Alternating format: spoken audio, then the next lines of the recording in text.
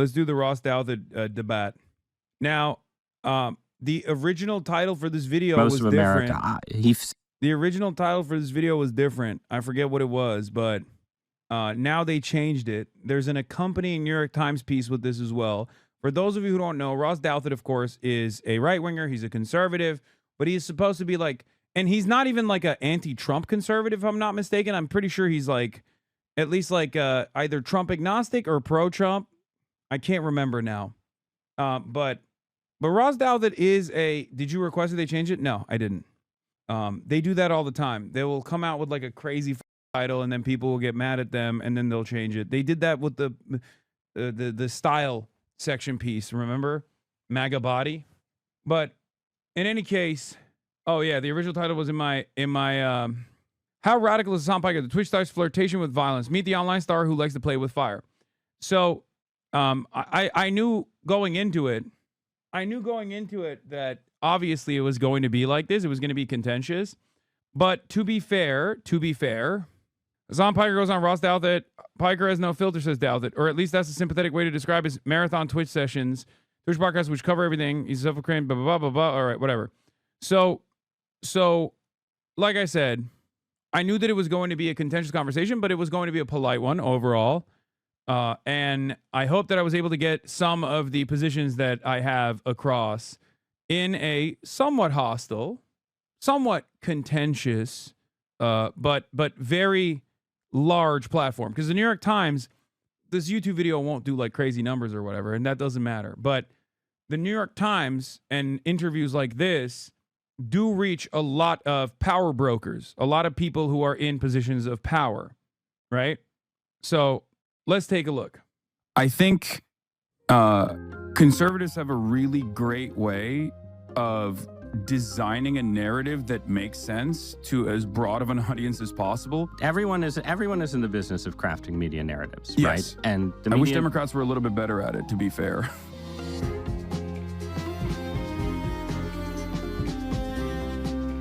Hasan Piker has no filter, or at least that's the generous way to describe his marathon streaming broadcasts. Fascists need to go to prison permanently. Sig Heiling has one use. You're a Nazi. If Donald Trump is going somewhere, it is certainly not heaven. Israel is an illegal entity, okay? Which cover everything from the war in Gaza. It's crazy to me that we treat Israel like this unstoppable force, like they are not human beings that are making these decisions to bomb schools, mosques, hospitals. To his fitness regimen. Are you on creatine? Yes, I love creatine. I love creatine. He's a self-proclaimed Marxist and anti-imperialist. We here in the United States of America live under the comfort of being a part of the labor aristocracy. Who's been hopefully called the left's answer to Joe Rogan, and who's compared himself to Rush Limbaugh. And he keeps getting suspended from his platform, Twitch, for language that he calls hyperbolic and other people call incitement. Is this person calling for the death of a U.S. senator? Of course not. Hello. If you're watching this, that means I just got banned. Is he the future of the left? Or is he just another example of how living on the internet drives everyone insane? Hasan Piker, welcome to Interesting Times. We are living in some interesting times, considering that it is you, Ross Douthat, who is interviewing me for the New York Times. I feel like that's very interesting. Who else would it be, man? This is a show. This is a place for the interesting perspectives of our moment. Did you hear this intro? Yeah. No, I didn't hear this intro. It was new. Oh. I think that's what you represent, and we're gonna get into that. We're gonna talk about the Hasan Piker worldview. We're gonna talk about debates about political violence. But I thought we should start because I know what you do. I'm very tech savvy. Obviously, I'm very online. I understand the internet, but there may be some listeners and viewers who don't know what a Twitch streamer is. So I want you to tell me what a Twitch streamer is. Yeah, Twitch streamers broadly, for the most part, play video games. I'm a little bit unique to the space because I cover politics. I do news and political commentary for the most part. I do lifestyle stuff as well, and I do the regular things that Twitch streamers do on the side, but that's secondary. But Twitch is basically a live streaming platform So for the boomers that read the New York Times, I would say it's like YouTube, but it's always live. It's like just live stream YouTube. That's it. Right. So when I make a podcast, I come into this beautiful, wonderful studio and I sit down and it's like a self-contained thing, but then it's edited and cut up and, turned into the product. Right. But when you sit down, you go for 7 hours. Like what? If you ask my audience now, they'll say half day Hasi, and they'll say 7 hours, which is a joke. But yeah, I used to do it for 8 to 10 hours every day, but you've cut back. I'm 34 now. Yeah. So I lowered it to 7. Okay. And you're doing it after we record this, right? Yeah. So I go 7 days a week as well. Every Sunday. Okay. Yeah. And I think if someone, they can see you right now with the mic and the background, right? But if someone who wasn't familiar with this sort of dropped into the stream, they'd see other stuff on screen, right? Yeah. So what would they see? What do you share the screen with? Normally at any given moment, if you tune in, you can either see me full screen like this, just doing direct to camera commentary, or most likely reading an article, criticizing it piece by piece. And also sometimes I offer commentary over media from TV channels as well. And it's a broad spectrum of political ideology. And you're also talking to people who are talking to you, though, right? So there are tens of thousands, sometimes hundreds of thousands of concurrent live viewers that are in my chat. So we broadly call it chat. They're on the side of the screen. You can see it as well. It's just constantly going up and down like it's the Matrix, right? Because it's a constant flow of thoughts. And I don't know exactly how I figured this out. Maybe it's my ADHD, but I have been able to somehow offer commentary that people consider compelling, while simultaneously browsing through. And you're responding. Somebody writes a... Why is he infantilizing you? No. This part is actually pretty good. So what he's doing here for like the first, I would say like 15 minutes to 20 minutes is explaining what I do to a media executive that's like 60 years old. Okay? Because you have to remember, like, for you, this is every day. Of course you know what the fuck I do. But for a person that reads the New York Times and is familiar with Ross Douthat, that person has no clue what the fuck I do. They don't know what Twitch is. They don't know anything. And the reason why he's actually giving this backstory, and it's the right thing to do for the record, but the reason why he's giving this backstory here is because he's going to then at least give me like an honest shake. Because he's going to obviously criticize me, but he wants to make sure that it is contextually appropriate. Because if he just like came into it and said, you've said this and you've said that, then we would have to go back and forth on like, well, the medium requires you to talk endlessly for 7 hours with like constant feedback, and a lot gets lost in the sauce, a lot gets lost in the messaging, all this stuff. Instead of doing that, he's basically explaining to people exactly what this is. And says, But he's also belittling a little bit. No, I don't even think so. I think that's just the tone he takes. Because the reality of the matter is, if Ross Douthat wanted to belittle someone like myself, he just wouldn't do this at all. He would just write an article. I think what he wanted to do instead was not to belittle me, but to present me as somewhat of a dangerous figure in American politics. Because I do think he considers me to be somewhat of a dangerous figure in American politics. The other side of it, the belittling side of it, was when he actually, like that guy was just saying in the chat, the belittling side of it comes from like, oh, well, you live in a nice mansion. Like, you don't want violent, revolutionary violence to come down your doorstep. Like, not understanding that, like, yeah, I don't want that in general. Like, I understand that violence is a constant presence in politics, but like my advocacy revolves around reform. Anyway, let's continue. That's stupid, Hasan, because of this. And you're like, no, gremlin user 47. Exactly. I'm brilliant. You say something, right? Well, I wouldn't. I don't know if I would say that. No. But sometimes it's complimentary information that's coming in. So it's almost like a hive mind. that can quickly extract and find information all around the internet. And sometimes it's contentious, where people come in and they're right wingers, or they come in and they're liberals who disagree with me on something, and they'll be like, "This is wrong. Here is why you're wrong." And then there's like a very quick, spirited debate. And sometimes it can even get a little heated. So the way I've always described what I do is that I'm basically like Rush Limbaugh, but for Zoomers. So it's almost like AM radio in the spirit of like conservative commentary. But obviously, I think I have a higher standard for the veracity of the information that I'm looking at, because a big part of what I do, I think, especially in this age on the internet, is sift through the misinformation. So a big part of what I do is also just like going through all of that and in real time, and also trying to instill some sense of media literacy in the audience. So I explain it as I'm holding your hand through the journey of reading the news. Do you take a bathroom break? Like, what's your? I do. How many bathroom breaks do you take? I don't know, but Okay. my there are some people in the community that time my bathroom breaks, Okay. and I think Okay. so. What It about can range food? anywhere from Well, I don't need to know Yeah. how long the bathroom breaks are, actually. the What ab- bathroom breaks range from 22 Okay, all right, seconds you're to gonna tell me. sometimes a minute and 10. Okay. But And I'm away from the screen for a brief moment. Yep. And oftentimes I'll just have like the video running, like the live video feed running. And I'll stay tuned to it so I'm not like missing anything.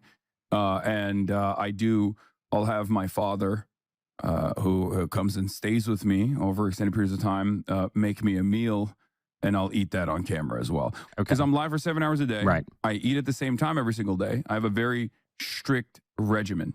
And so regimen. So like, how does your body feel? So after I podcast, this is, too much confession, but it's like I'm kind of exhausted in a way that is not the case if you sit down and write a column, I assure you, right? Like, it's a physical experience to talk to someone or interview them in a way that I didn't expect before I got into this business, right? And most of the time you do have guests, but most of the time you're not doing interviews, but you are arguing with people in real Yeah. time, right? Like, are you just spent at the end of the 7 hours, or do you like go off and exercise? Like, what is the lifestyle? Well, the lifestyle that your paper's style section actually documented was Yeah, I read that piece. yeah. So it was quite the controversial title for that piece that everybody seemingly got mad at. But you're absolutely correct. Wait, what was yes, the title? What was the title? I think it was a progressive mind and a MAGA body or Yeah, something. yeah, that's right. Yeah. Yeah. So it depletes my social battery unlike anything else that I've ever done. After the end of like a 7, 8, 10-hour broadcast, I do oftentimes feel the need to just like kind of unwind. And I have a hard time just like talking to people I can in the imagine. immediate aftermath of that. Because the way I see it, like, you're constantly on. You have to be entertaining every single second of the 8-hour broadcast. Like, you can't have dead air. You have to be constantly entertaining people, or constantly trying to educate people. So there are some difficulties in that. You're also constantly online, and in order not to feel super isolated and super sheltered from how regular people operate and how they feel, I always find that I ground myself basically by being around what I like to call normies or civilians. And I spend most of my time offline, directly outside, going to public parks, hanging out with my friends, and also working out is a big part of this as well, obviously. Well, you can't have the MAGA body if you aren't MAGA working body. out, right? Yeah, That's what see that they as- tell me. I haven't put it to the test yet, but what? So you mentioned you're 34, right? So you're too old. You're too old to go for 9 or 10 hours. You have to go for 7 hours. You don't have a family, right? You're not married. No. Are you going to be doing this at 50? At my age of 45, the ancient years. I think so. Okay. Yeah. The reason why I said that is because like I've designed everything in my life so that I can continue doing this. This is what I'm good at. This is the only thing I'm Right. good at. Well, you've as a matter designed of it, but fact. like not to, not to play the social conservative advice giver, right? But like, do you want to have kids? Like, I do, yeah. Okay, but you might have to redesign your life someday. Yeah. Yeah. Yeah, Fit there's no kid in. issue I mean, with fit that. the kids in. Well, there might be an issue, but yeah. All right. Let's. No, I meant like there is no issue with scaling back on Right. certain aspects of my life is what I mean. Right. So the weekends could free up someday. Yeah, Okay. Good. for sure. All right. Let's talk about the cause then. What you're fighting for. Give me the Hasan Piker worldview. What do you believe? I believe that the United States of America is a profoundly wealthy nation. It's the wealthiest nation on earth right now. And therefore, it could be doing right by all of the people that are in the United States of America, and yet it refuses to do so. And I want to, through a system of at first modest social democratic reforms, basically claw back autonomy for the everyday person, and hopefully give them more of a voice in their workplace and also in the political process as well, and slowly but surely yield more egalitarian outcomes. On the global dominance side, I think that we should significantly scale back imperialism and the endless wars that we engage in, and focus on helping people in this country, and even focus on helping people in other countries, but in a meaningful way, not in a way where we change their own internal governance structures aggressively and sometimes directly through intervention and by force. Okay. So situate that narrative relative to actual Democratic politicians and activists and so on, right? Like, are you where Bernie Sanders is and Alexandria Ocasio-Cortez are? Or are you someone who's saying that's a good start, but fundamentally, we want to be democratic socialists, but with an emphasis on the socialism? Like, how far do you want to take the transformation of America? Okay. So it's not just the transformation of America. I think it's the transformation of global politics in its entirety. I think that capitalism was an evolution away from feudalism and monarchies, and I think it was a fantastic evolution away from that structure. And liberal capitalist democracies, I think, for a very long time presented this wonderful new evolution. But I think it's time for an alternative vision to take place, considering that the tremendous amount of bloodshed that keeps propping up this system continues. And I feel like we have an opportunity to move away from this, especially at a time when liberalism is demonstrably failing. And we are seeing, even as Cass Sunstein recognizes, illiberals that are taking advantage of this situation. Now, of course, he would probably consider me to be illiberal in some respects. Well, we don't as have to say illiberal. Let's say post-liberal, right? So you've got people on the right who would call themselves post-liberal. You've got religious post-liberals. You've got the Curtis Yarvin. We're going to have a Silicon Valley king post-liberal, right? So you're a left post-liberal. I think that's fair. But yes, I wouldn't say I'm a liberal, yeah. Right, you're post, right? So you want something I after. agree with everything you said about your mission, but holy wordy answer, man. For newbies to the channel sound like Hakeem Jeffries speak. Brother, I'm talking to the New York Times. I'm talking to Ross Douthat. I have to be very careful with the words I'm choosing. You will see exactly why I have to be very careful with the words I'm choosing. Okay? The fuck? Liberalism was good for a while, but it's generated too many inequalities. It's too harsh on the world. But what is the alternative? Is it Marxist? Is it essentially deeper and more profound government management of the economy? What are we talking about? I think I don't have the perfect solution for this, and this is something that I readily admit, but I think moving in the direction of socialism would be a wonderful start. And the reason why I say that is because, as you mentioned, like a lot of the post-liberal conversations almost always revolve around unifying strength in the hands of one singular figure or one person, going back to a neo-feudalist or like a aristocratic crypto monarch structure that Curtis Yarvin advocates for. What I'm advocating for is more democracy. um, principled democracy, not even in the anarchist sense where everything has to be handled with or all unjustifiable hierarchies must be abolished through direct participation, but at least like having a more democratic process and getting people more involved, starting at the point of commodity production and then moving all the way to political participation. I want to talk in a minute about sort of how you developed this worldview and your background, but I want to pause on that idea of sort of democratic change, right? Is all effective change democratic?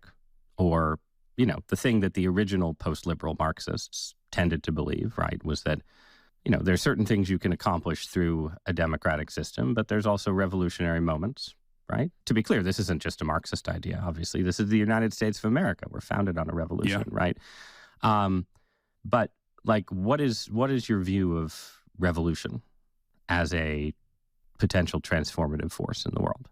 All politics, in my worldview, revolves around the distribution of resources and the distribution of power. And a big part of that component is, of course, violence as well, revolutionary violence, for example. And it just simply means like who gets to do the violence and who gets to be on the receiving end of that violence that we have normalized. Because the systems that we exist under are inherently violent. All political systems are. It's just more so about redirecting that. And I know violence is such a scary concept in this when we're discussing in this way, but we're talking about it in an academic context. But basically, the idea is that why did you only stream outside for like 2 hours, Lamar? You could have watched your own interview any other day. What do you want me to do, man? I had other news to cover. Let me do what I'm doing. Okay, you do what you're doing.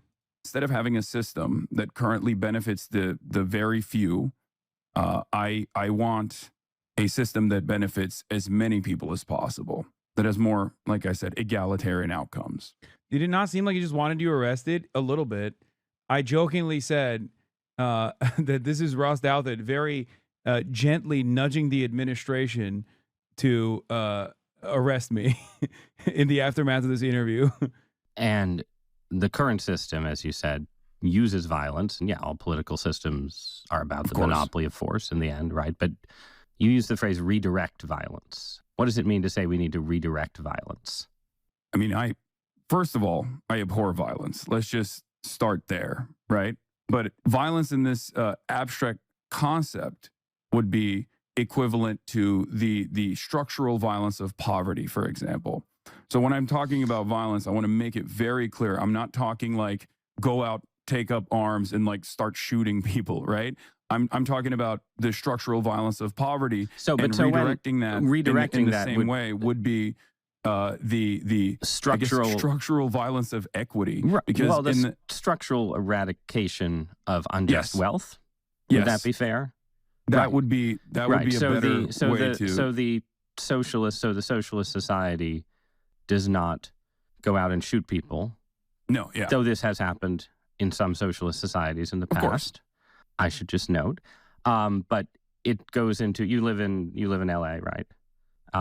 So it goes into Beverly Hills or something, and it says today the city council has voted to expropriate your. Dude, I'm convinced of it. He used the Reddit talking points. No, he didn't. He didn't use Reddit talking points. This is Ross Douthat.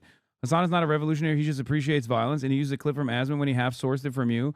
No, calm down, okay? This is the New York Times. They did not source their target. This is not the free press, okay? All of the snark that you are experiencing from Ross Douthat is coming from him and maybe one of his like producers, okay? That's homegrown. You guys are crazy. You don't understand. You literally don't understand it. I'm sure he used the Asman clip because like someone in his payroll brought it up.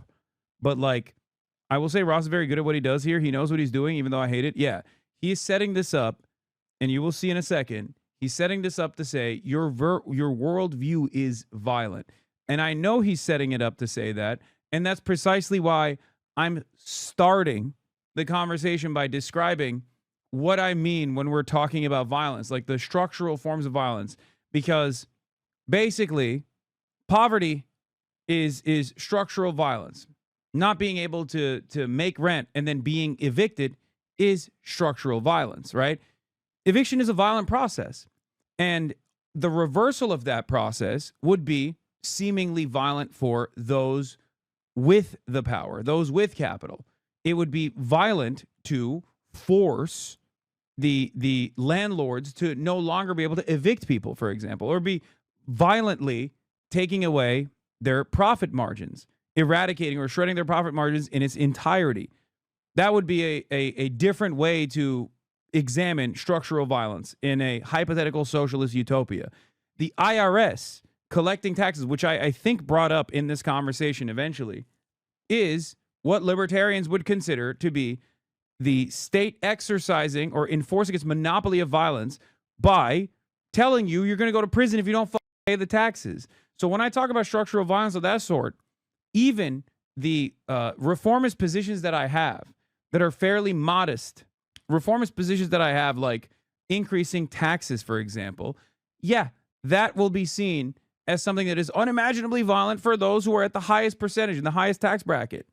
The reason why I started this conversation with structural violence, however, is because I know it's going to go back to direct violence, the type of violence that liberals actually see as truly violent, because no one actually recognizes structural violence as like another form of violence. Okay. Lavish undeserved wealth and return your homes to the people. And that's backed up by police power. So it's violent, but it's not, shooting people against the wall. But like, is that what you mean? That kind of redirection? A similar structure, I think, like has been attempted or was exhibited in Cuba. And I think it was Fidel Castro himself who personally took back any farmland from his own family members that went above and beyond what the state had designed. Now, obviously, this is a terrifying concept for a lot of people. So this is so people far in Beverly out Hills. in the future. Yep. Right. Yeah, this is so far out in the future for even someone like myself that like I don't even see the necessity of arguing on how this would work, because I'm more invested in, especially in the short term, getting socialized medicine, like getting universal health care, getting free schooling, all the way up to the college education, especially for public universities, ensuring that we have some semblance of government competition, if you want to call it that, Right. that interferes with the regular market to claw back housing prices, for example, by creating public housing, things that exist in other fairly robust social democracies, and things that actually a lot poorer nations have been able to develop. Just good governance. Okay. But we're having a debate right now about political violence in the U.S., right? So yes, I agree. The expropriation of the property of wealthy Angelenos is abstract, and we can, far in the future, right? But debates about political violence in this moment aren't. And your platform, Twitch, is right now looks like it might be one of the Trump administration's targets in the aftermath of the Kirk shooting. There's been a lot of... Is he low-key coming at you for living in LA? It's a not so subtle jab at like, you're a fake revolutionary. You live in a nice house. Of course you don't want that. But he fails to comprehend that, like, I want more equitable outcomes for every single person. The example I always use was when people would be like, socialist, but as a Porsche.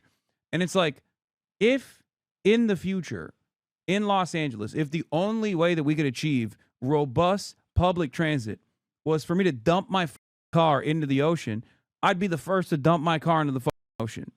Okay? That's it. That's it. It doesn't matter. I want these outcomes for everyone. And yes, this is consequential for my bottom line as well, but I don't give a shit.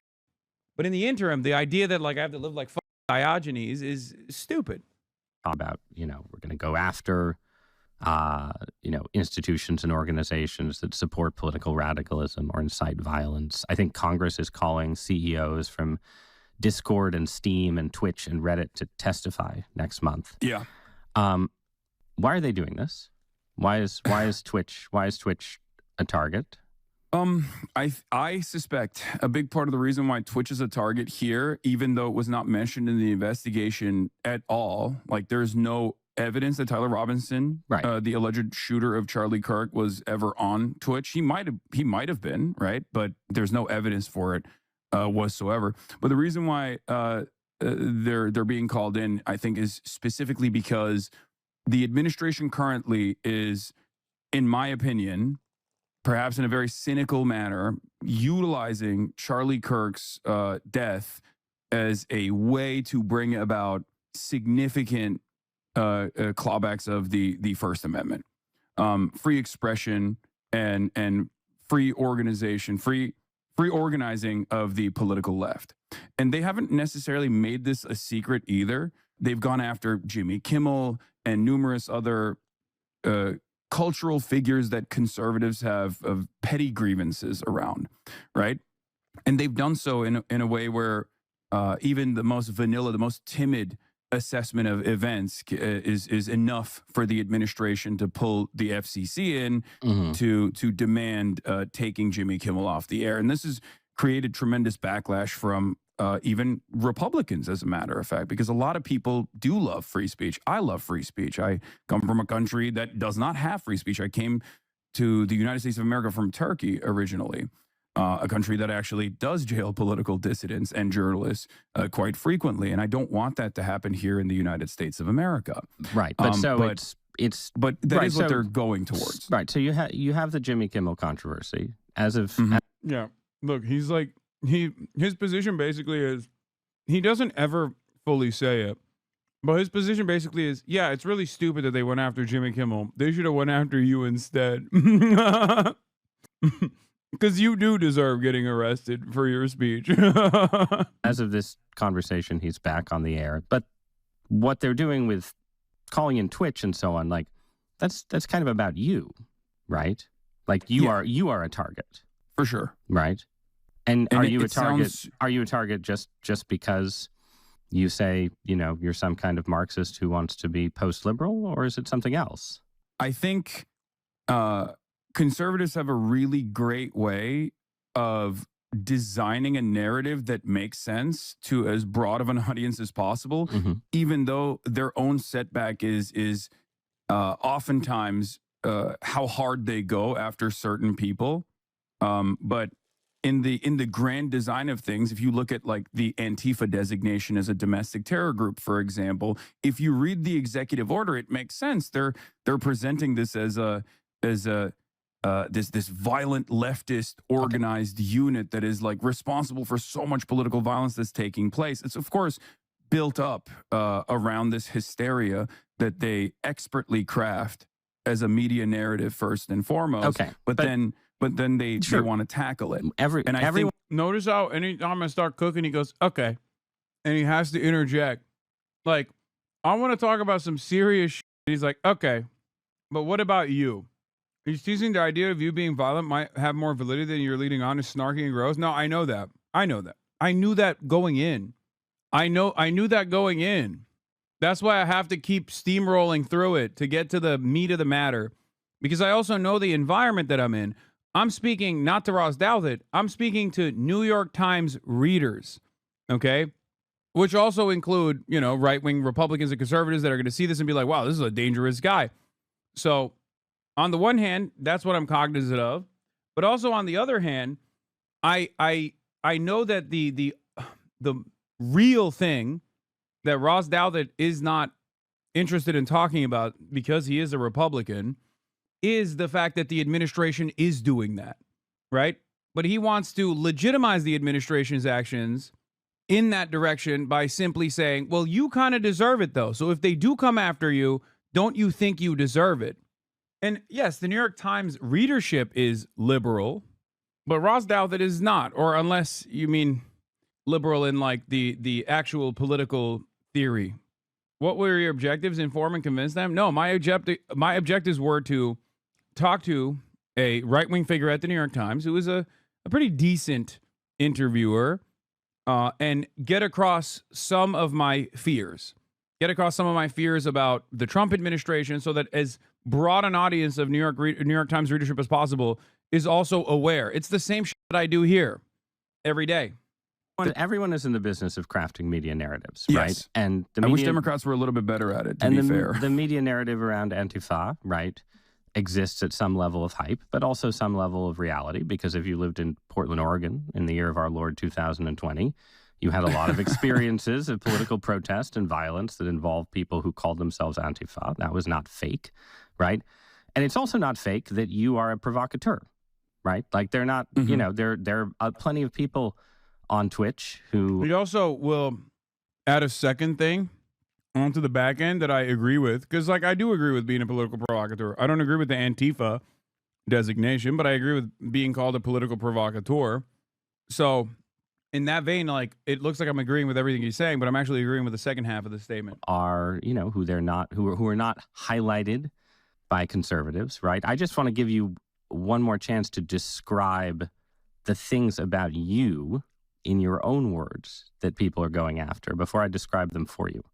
Yeah, no, I'm sure that we'll get to that point as well. But like I said, in just a second, we will. The things that I advocate for are pretty clear. But of course, this is something that conservatives have experienced and have considered cancel culture or like wokeness in particular for quite a bit, where you can just like reframe someone and smear them, especially in the format that I exist in. It's quite simple to take people completely out of context or make it seem as though they are incapable of using metaphor or incapable of being insincere or hyperbolic in moments, right? And so it kind of goes back to the same thing as like Antifa is a serious threat to American stability and order, and it's an organized unit that must be tackled because they're justifying violence against, and what do they think you police are? What officers do they think, and things of that nature. The equivalent of that would be conservatives saying that you're inciting violence, right? Yes, I think that is precisely what they're going to try to do. And not just like inciting violence necessarily, but inciting terror, right? Revolutionary terror, you might say. Yes, exactly. And I think that is the grand design and the ways in which the conservative apparatus is going to try and stamp out any sort of political discontent, like any sort of political dissent, really. Because that much has been clear to me, where it's not just about people like myself who they can single out and target and say are like, very scary individuals, but it's also Gavin Newsom, right? Like Gavin Newsom will come out and make this symbolic gesture where he has no power over federal agents, but he'll say that in the next year, ICE agents that are conducting ICE operations in California state have to be unmasked when they're doing this, right? And this is, I think it's a fairly reasonable provision, even though it's ultimately symbolic. Having said that, however, the conservative apparatus will point to that as like Gavin Newsom wants to kill ICE agents and dox them. Like that's not the case, right? I mean, that's ridiculous. All right, so let's make this a little more. Yeah, he hated every single time I compared myself, every single time I packaged like what the administration is actually doing. He would just get a little annoyed and try to get it back to just me, because his entire framework is like the administration might come after you, and when that happens, it's actually totally just because you're a rabble rouser. Now, of course, obviously he doesn't fully subscribe to that notion, because if he thought I was like a dangerous terrorist, he wouldn't be having a non-contentious conversation with, or somewhat contentious conversation with me. Okay? But he is actively in this conversation trying to separate me from the likes of Jimmy Kimmel and separate me from the likes of Gavin Newsom. But from the administration's perspective, there is no stopping. And that's my point. There is no stopping at Hasan Abi Piker, the dangerous radical, because I'm not a dangerous radical to begin with, I think. He might consider me that, but he's also, a pro-life Republican and someone who's very right-wing. Like I consider him to be a dangerous radical, right? So basically, the goal here is to separate me from the rest of the crop of like, high-profile liberals that the administration is going after. But unfortunately for him, the administration is going after them even harder than they're going after me. Okay? So that's why he keeps getting annoyed. And it's not even that he's annoyed with me. It's more so that he's annoyed with the administration. Did you think you were a moron going into this? He really undermined his own approach by letting you humanize and contextualize these topics before his analysis. No, I think that was fair of him to do so. I don't think he thinks I'm a moron, but I think he thought that I would dance around too much and I wouldn't appear confident in my worldview. Like, I mean, think about it this way. He had a similar conversation with like Peter Thiel, for example. He talks to a lot of very powerful people. He talks to a lot of very powerful people who are very confident in their abilities, even if they actually don't have the skill to properly communicate their positions. Peter Thiel is one of those people, right? And that's why he had like a awesome moment with Peter Thiel where he was like, "Are you the Antichrist?" And he's like, or do you want humanity to survive? And he's like, I don't know. I think that's maybe what he thought he could get out of this potentially, because I don't think he's like a huge fan of mine or anything. So I think he thought like even if he was like charitable in the beginning, he would be able to cook. But the problem there is twofold. One, while he might consider my worldview to be radical, I don't think it actually is. It might come across as radical if you look at like some edge cases or whatever, some clips out of context. But he's not indecent enough to go that hard on that kind of stuff, because that's like not the New York Times way. Because if he were to go that hard, then I think even the New York Times audience would be like, "The f are you doing?" Like at a time when Donald Trump is the president and Donald Trump is literally talking about killing protesters and shit, you're focusing on some like random left-wing Twitch streamer that I've never heard of. The f is like he would look too insincere. He thought you would spend all your time defending yourself instead of criticizing the admin's fascistic actions. That's also true. But I'm not there to talk about myself. Zora Mamdani does a very good job with this as well. I haven't followed you for a really long time. Am I missing something? How they think you're violent? I assume you share the same confusion. Don't make sense. No, I know exactly where that animosity is coming from. There are clips out there, of course, over the course of tens of thousands of hours that people could point to from many years ago, or even recently, like when I talked about how Democrats need to be cutthroat in debates. They need to shank their opponents. Like, I'm being hyperbolic, but Republicans would clip that to be like, he wants people to kill people. Like, he wants Nancy Pelosi to take a knife out and like unironically stab, Mike Johnson or some shit. So, like, there are plenty of instances where you can do that to someone like myself, especially. The way the way I've come to terms with this is that it is virtually impossible. It is virtually impossible for any human being on the planet who speaks to as large an audience as I do for as long as I have in a medium where there is constant back and forth communication with haters and whatnot. It is virtually impossible for them to remain infallible, to look like they have never had a moment that can be clipped out of context. It's impossible. No, they're trying to preempt the Dems going the influencer route when people were calling for a leftist Joe Rogan to galvanize young progressives. That too. Concrete. Mm-hmm. You are telling a story where it's you and Jimmy Kimmel and Gavin Newsom, right? And you're all targets of the conservative app. I don't want to ask him if he thinks Alex Jones should be in prison, because I think he would say yes. Apparatus. Okay, but you're pretty different from Jimmy Kimmel and Gavin Newsom, in part a lot for reasons we were just discussing, right? They're liberals. They're good milquetoast liberals, whatever they may say. And you are more radical. You're post-liberal in some way. You want a different horizon, a different future. But beyond that, you are also willing to push your rhetoric further than they do. Certainly further than Jimmy Kimmel does, right? And I say this, I want to be clear. I have a pretty high tolerance for, let's say, vivid political rhetoric. I came of age as a newspaper columnist in the 2010s when my liberal friends were all saying like, oh, every time the Tea Party, talks about revolution and taking our country back, they're inciting violence.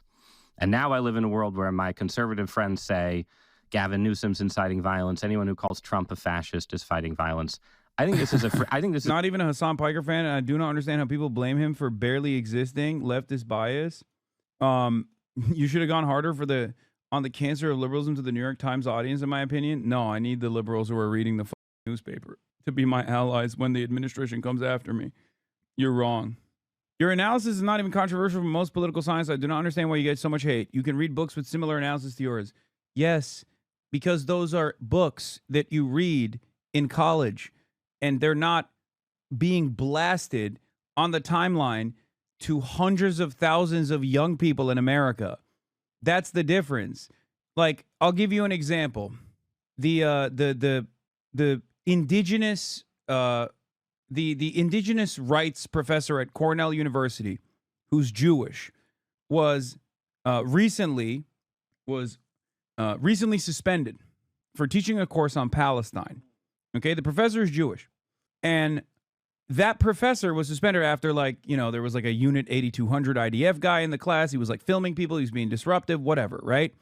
But that professor initially was targeted by Canary Mission and Richie Torres. Okay? Why am I talking about this professor? Because it proves the argument that I'm presenting to you. When Canary Mission actually targeted this professor, I'm going to pull the quote for you real quick. Okay?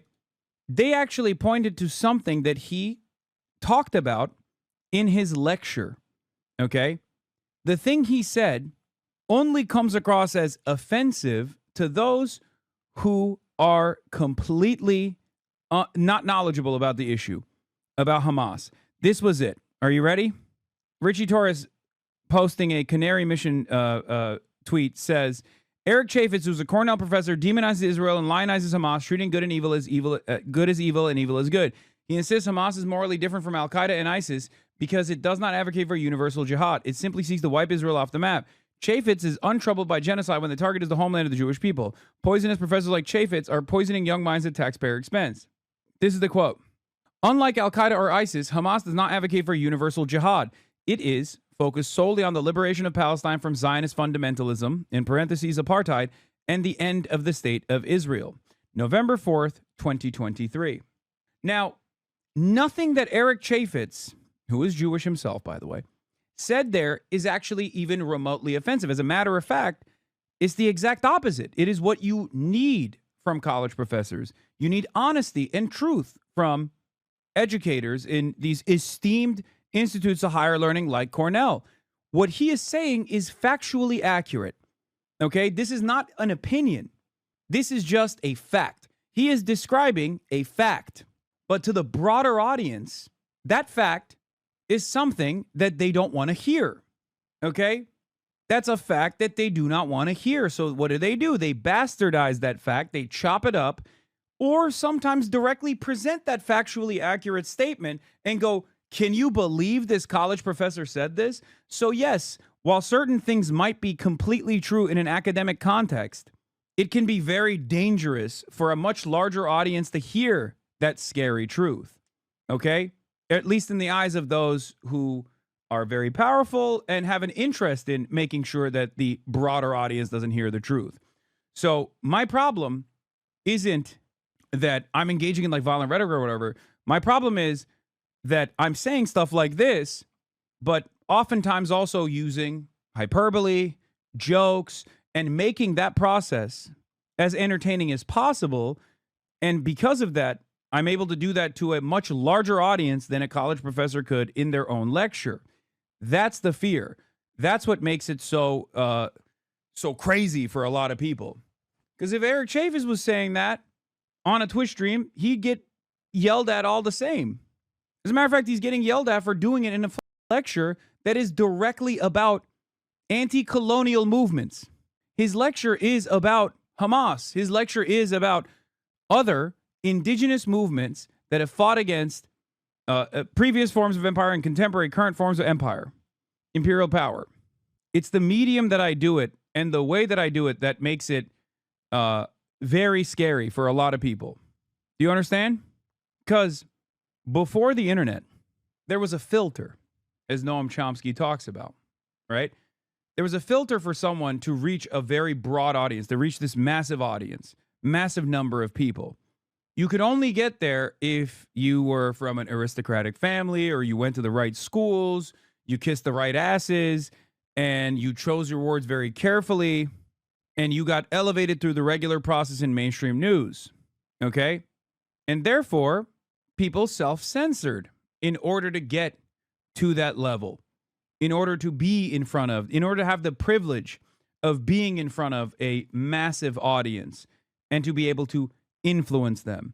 whether they were going through that process in a newspaper, whether they were going through that process through a television channel, doesn't matter. But now that the internet exists, you can have even larger audiences than CNN while sitting in a hotel room or while sitting in your own living room.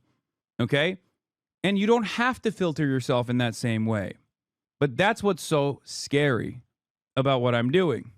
That's what's so worrisome about what I'm doing, because you can't have people being like Israel's a illegal criminal entity that is doing genocide.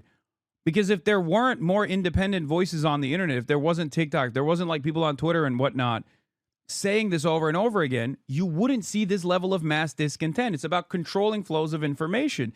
Why do we think TikTok was sold to Larry Ellison? Because the algorithm that was previously controlled by a foreign government was allowing unique thoughts to flourish in that algorithm, allowing speech that normally would not ever be heard in front of as broad of an audience as it was being heard on TikTok. If this wasn't so important or so scary for those who want to control flows of information, if they didn't consider this to be dangerous, they wouldn't have sold TikTok. They wouldn't have forced TikTok to be sold to someone who is one of the biggest donors to the IDF, right? Yes, even after the sale, it's still controlled by a foreign government. I know. It's Israel instead of China. I know. Doesn't matter. Country. I think if you want to call Donald Trump a fascist, you're free to do so. If I want to call you a commie, I'm free to do so. People do it all the time. People do it all the time. Yeah. But this is my reading, and I'll let you tell me why I'm wrong in a minute. I think you push further, and I think you like to play with the rhetoric of violence. So like you were suspended from Twitch, I think, for a day. Still, you are arguing for a process of consolidation that should be normal in a functioning democracy, not calling for anarchy or violence. I know, but his entire purpose here is to say I am actively calling for violence. And if I were to, like, when he initially started asking me about, like, you know, what my worldview is, he wanted me to say, like, no, through a system of violence, we will seize the means of production or some shit. So he could just start talking about how dangerous of a rhetoric it is.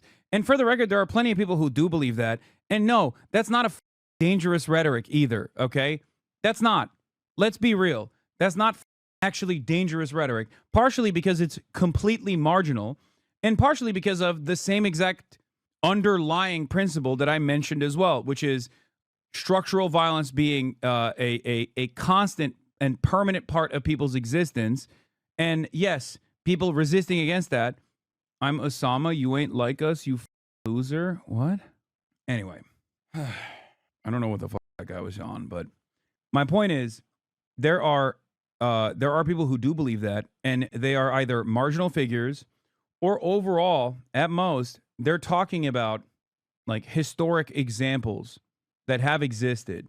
And the only reason why we see that as like a form of violence, as opposed to like World War II being a form of violence that is like permissible, is because they're on the other side. They're on the opposing side. We're capitalists. It's that simple. If the entire world was socialist and you had a bunch of capitalists living in a socialist government and they were fantasizing about capitalist forms of violence, the socialist government would look at that and go, this is dangerous. This is violent rhetoric. It's that simple. We live in a capitalist country. Of course, any sort of redistributive policies are looked at with tremendous scrutiny. Obviously, that's the reason why people even yell at me when I say we want to give socialized medicine to Americans. Like, that is seen as a dangerous prospect, a dangerous proposition for many people. There's an argument you were having about Medicare fraud, right? And the GOP was going to crack down on Medicare fraud. And you said, well, if they really cared about Medicare fraud or Medicaid fraud, you would kill Rick Scott.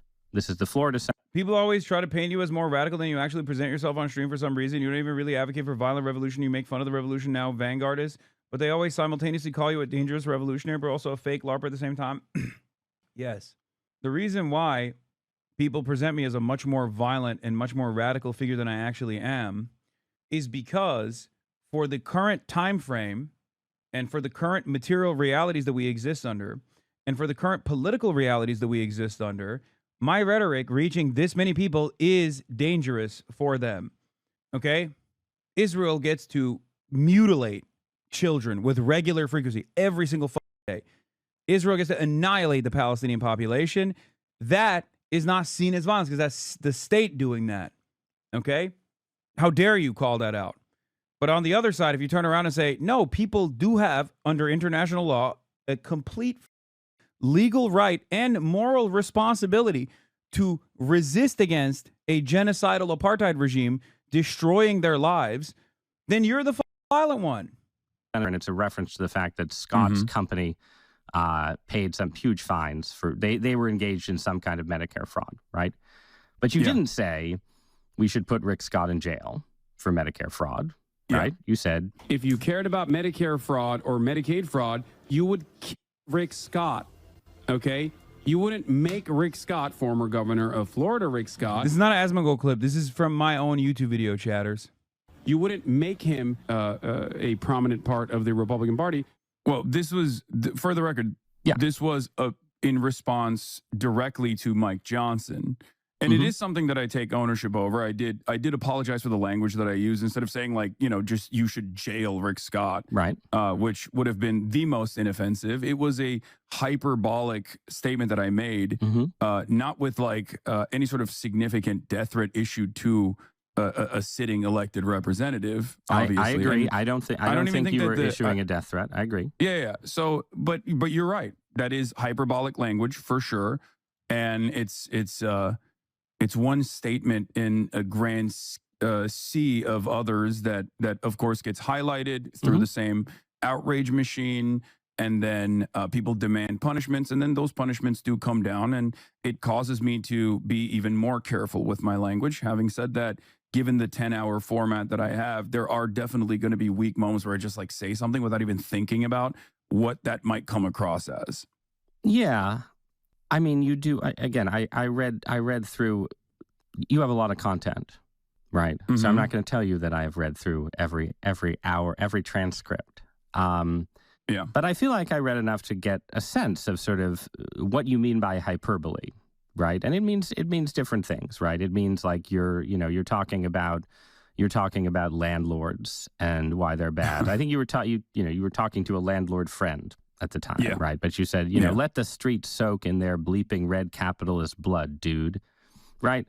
So I also said in a video game, but to showcase the silliness of the statement in and of itself. Right. Okay. So it's like ironic, or is it Marxist revolutionary rhetoric? I just want to bring this to a fine point. There's the great case of Luigi Mangione, right? Who is charged with murdering the CEO. Unsurprising that this is presented as some kind of advanced level tone policing critique. Yeah, I mean that is what it is. Why is he talking to you like the school principal? Because that's what's going on. AKA, he read whatever viral conservatives think this guy wants to genocide the whites clips. Guys, it doesn't matter. Those clips are out there. Ross Douthat is probably one of the better formats and one of the better Republican thinkers to address those clips with. Okay, that's it. No way people are saying you lost the debate. No, who the fuck is saying that? The comments don't seem to think that at all. They actually enjoyed the conversation. Dude, I could absolutely eviscerate whatever interlocutor in the marketplace of ideas, and there is going to be a crop of people online who are going to say, dude, he got owned. That's just what they do. Those are the same people who, quite literally, when I made a public statement about not going to TwitchCon out of concern for the safety of others around me, not even myself, but the safety of others around me, literally use that as an opportunity to dunk. Okay? It doesn't matter. You need to understand, like, there's just gonna be people that do that regardless. Of United Healthcare in broad daylight in New York City, and you're going to tell me that you've always said that murder is wrong, and that Luigi Mangione should not have committed murder. But you've talked a lot about Luigi, and of course, I think it's one of the most consequential. It's one of the most consequential instances of adventurism, which I always will say is wrong because I think it invokes social instability, which I think is bad in general to exist under. But what I try to always do, especially with the Luigi Mangione case, is to talk about the concept, for example, of social murder, the notion of our systems that already exist, like the privatization of healthcare and the denial of care that that make people infinitely less tolerant than we normally would in a civilized society to an adventurous act of violence, such as the case is with Luigi Mangione. Who is we? I'm much more interested in talking wait, about. Just pause there. That make you're talking because this is something you've done a bunch, right? You sort of you don't say I love Luigi. You're like we people are, you know, he's seen as a positive figure. He's for most of America. He says I'm going to dish out what many Americans have experienced to the figurehead of that pain, right? Mm-hmm. Do you think like most Americans sympathize with like who is the we who looks at shooting United Healthcare CEO and says that's understandable? I think it's the people online that are not necessarily like card carrying DSA members or whatnot, but just like that's Democratic Socialists of America, aunts, just for you know. Yeah. Not the like the DSA guys or the Democratic Socialists of America or you know Party for Socialism and Liberation, but it's like the Barbers and the Debras, as I like to call it, that you know live in the Midwest and are truly repulsed by the way that that private healthcare operates in this country. And for them, I think the Luigi Mangione case is really unique because Americans do not like political violence, right? Nobody likes it. I mean, this is poll after poll that has shown everyone thinks that obviously murder is wrong.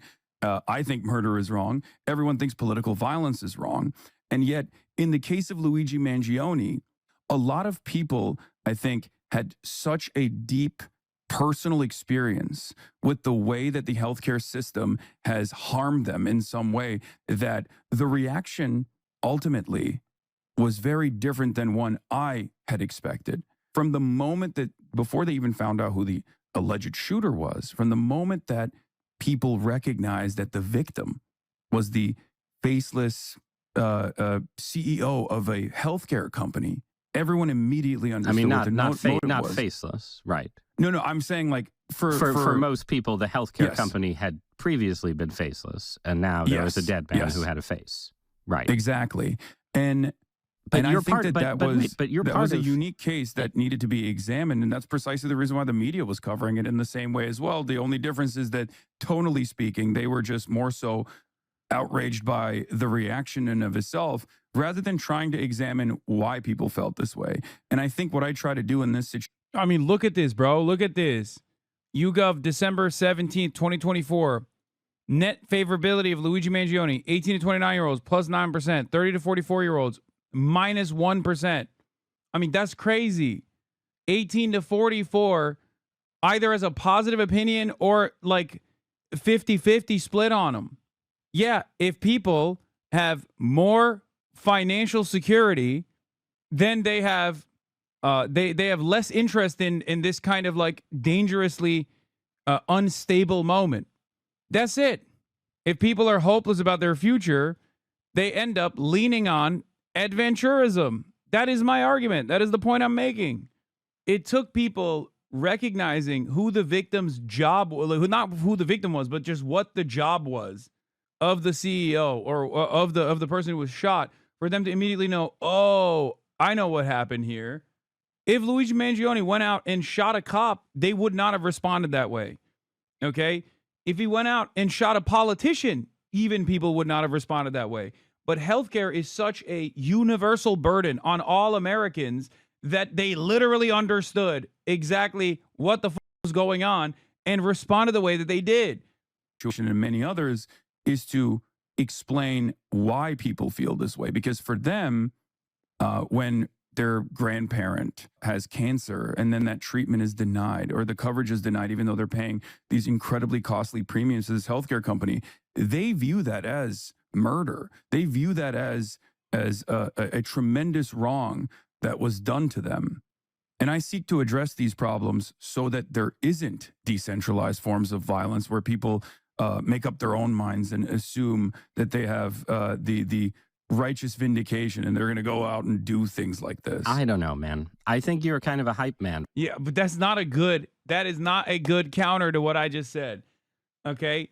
If we're just going ban for ban on just debate, Okay, we're talking about this from just the perspective of a debate. Okay, I laid it out exactly. I said decentralized forms of violence is a risk.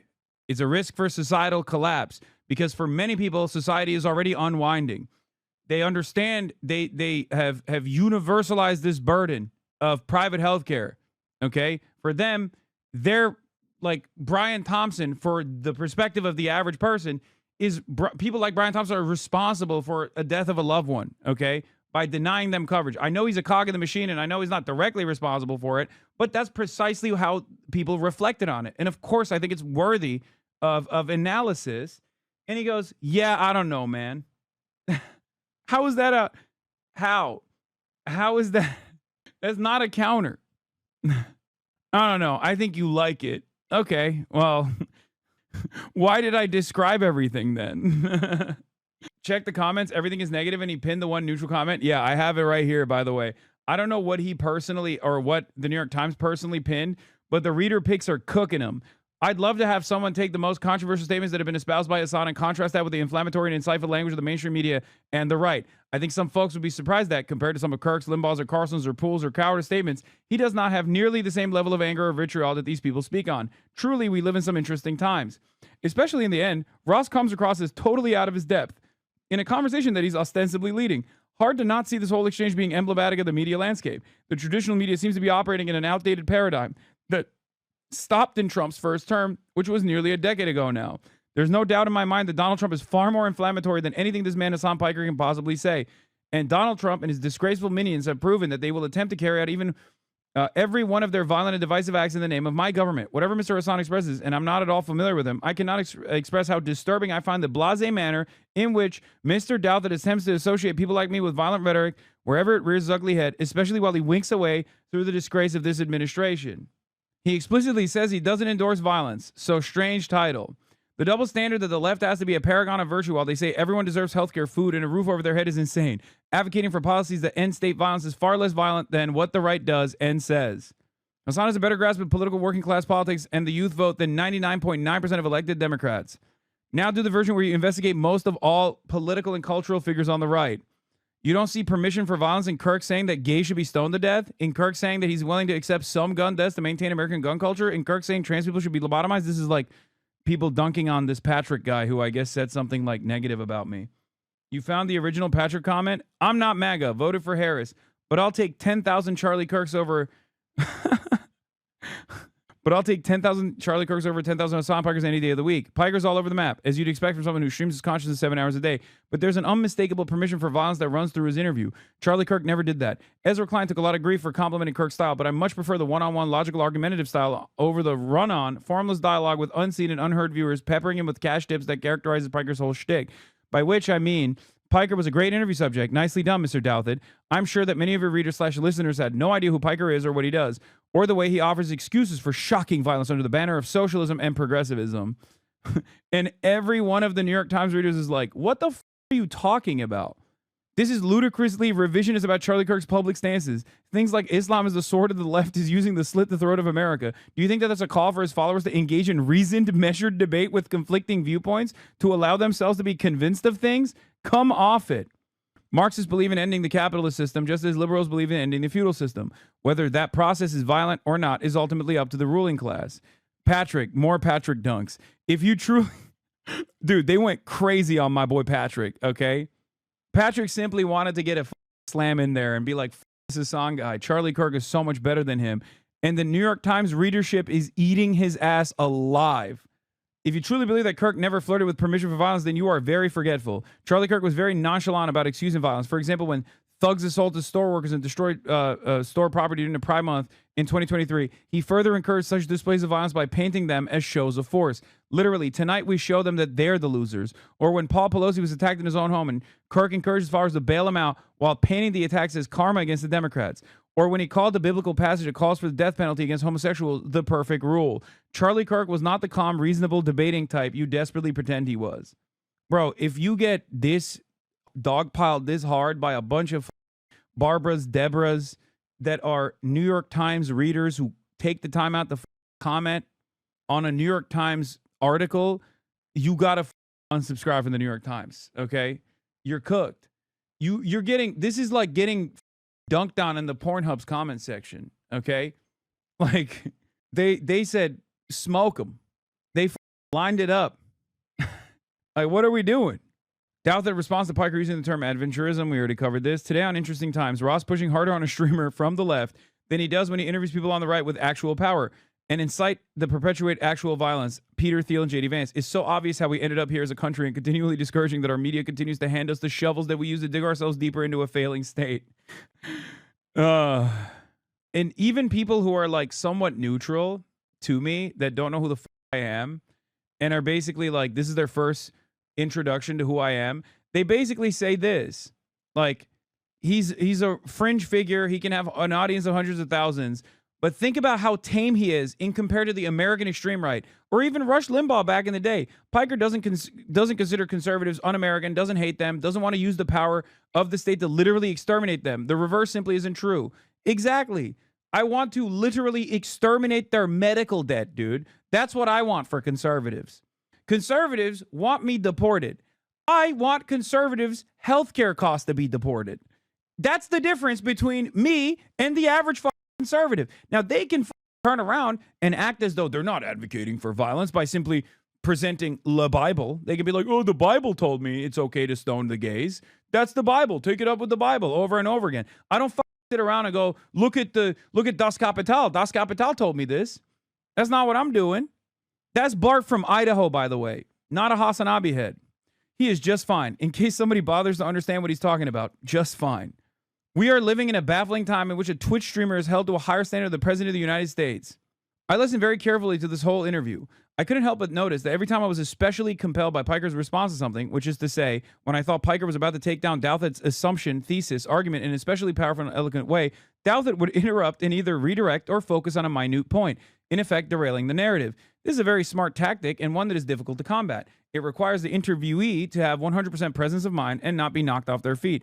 It's also a cheap tactic, understandable but cheap. Piker at moments overcame it by talking over Douthit's interruptions, but obviously Douthit had the home team advantage. To everyone's credit, though, I thought this was a great conversation, and I would be super supportive of more of this. The two sides need to keep talking to each other in this way instead of staying in echo chambers. Check this one. Hasan Piker has turned his reckless rhetoric into a full-time job. He's the guy who once said America deserved 9/11. Compared Hamas, okay, this guy is this has to be like a Sex Pastini fan, right? I don't think the average New York Times reader is that tuned into, you know, this has got to be like a Ethan Kleiner or like a Asmongold fan or like a Sex Pastini.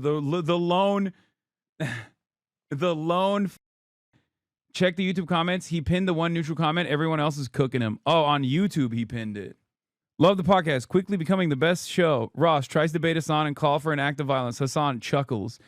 How did growing up in the Middle East radicalize you? This guy's a real piece of work. Nice to see a successful journalist sitting down with an up-and-comer like Ross. This reminds me of why I stopped reading the New York Times in the first place. It's hard to tell if Ross is intentionally misrepresenting Hasan with the explicit intent to deceptively warp his audience's perception, or his worldview is so distorted that he genuinely thinks what he said is true. I don't know which is worse. Insane interview. Ross putting words in Hasan's mouth and basically saying, I don't believe you when you say you don't advocate for violence is embarrassing. Hasan, people are being murdered by health insurance companies because they refuse to provide payment for curable illnesses, diseases, etc. That is structural violence. Ross, I don't know, man. I think you're hyping up the violence. That literally just happened. We just paused it right there. Like literally, that is verbatim a summary of the last 5 minutes of me like thoughtfully trying to describe to him, dude, hated you before the interview, now hates you even more after reading those comments. No, I think like this'll work well for him because he got his point across, I think. And not only that, but also he not only did he get his point across, but then also on top of that, he was able to this will do good numbers. Like he gets good engagement out of this. So I don't think these guys care about that kind of stuff. Though. Like yes, I agree. You're doing analysis, and sometimes the analysis, people would have celebrated Luigi Mangione, obviously, without you, Hasan Piker, talking about him all the time, right?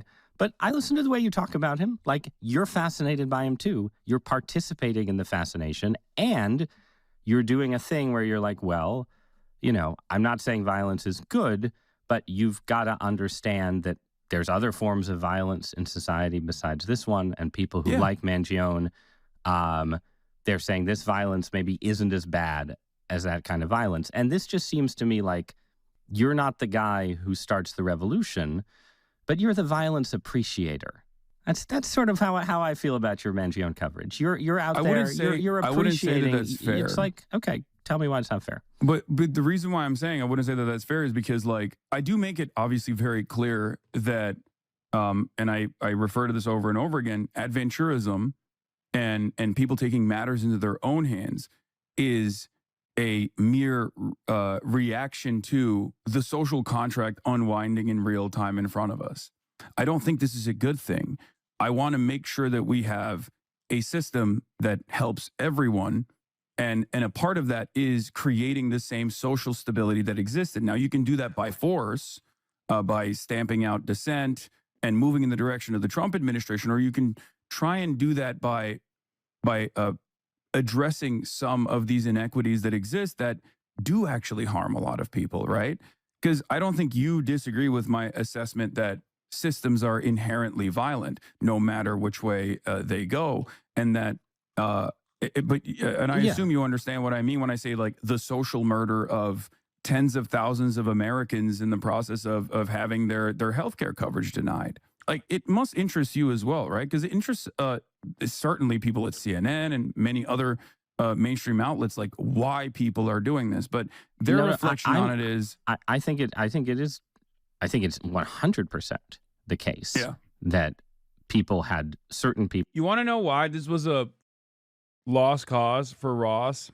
Because I feel like even Elizabeth Warren went on television after, and everyone was like, why are people celebrating Luigi Mangione? We can't understand it. And even Elizabeth Warren was like, why do you think? Like, look at the healthcare system. Like, what do you think is going on in the American healthcare system when people have their care coverage denied? Like, it's over at that point. Like, what do you expect? That's Elizabeth Warren. Elizabeth Warren is never going to say some shit like that. People had terrible experiences with the health insurance bureaucracy. Also, apparently, Ross Douthat defended Pinochet in his Harvard days. And I did not know that, but I mean, that does track. I wonder if did I bring up Pinochet at all in this conversation? Because it did go into numerous directions at times. Had a reaction to. I didn't know that he defended Pinochet, but it does make sense. That is like what you described. I think that's absolutely real, and it says something about the way the system works in America. On the other hand, I also think, and again, because I'm not a socialist utopian, right? I think that there is not this magical alternative where, if we only didn't have nasty politicians who love the rich imposing austerity, everyone would get all the care that they want. I don't think that world exists. I have a lot of personally negative experiences with the American healthcare system. I technically still have chronic Lyme disease, which is a disease that officially doesn't exist. It definitely exists. And I've known a lot of people in that world who have a very specific version of the kind of anger you're describing that's directed towards the medical establishment and how it interacts with insurance companies. And, these are people who've had their lives ruined by this illness that the system does not effectively cover or treat. But it's really important, right, as a society, that if one of my friends who had chronic Lyme disease went out and killed someone who they felt was involved in denying them treatment, and maybe was, right, that you wouldn't that it would be irresponsible for me to do a podcast and be like, man, that person looks badass. I think that would be irresponsible, even if I was appreciating something real. And that's where I think it's not you saying it's really interesting how people have this reaction to it is what I'm challenging or questioning. It's the extent to which, again, you're like, oh, he's an adventurer. It's the propaganda of the deed. He's not an adventurer. He's an adventurist. I think he understands what that means, by the way, because he says propaganda of the deed, so he gets it. Of course, propaganda of the deed would be a more positive association with that sort of thing, whereas adventurism is the Marxist interpretation, which is a negative association with that sort of thing. So obviously, as a Harvard-educated guy, I think he knows I think he understands that. Man, well, okay, yeah, but a society that has those adventurers is going to be in a lot of trouble pretty quick. I agree.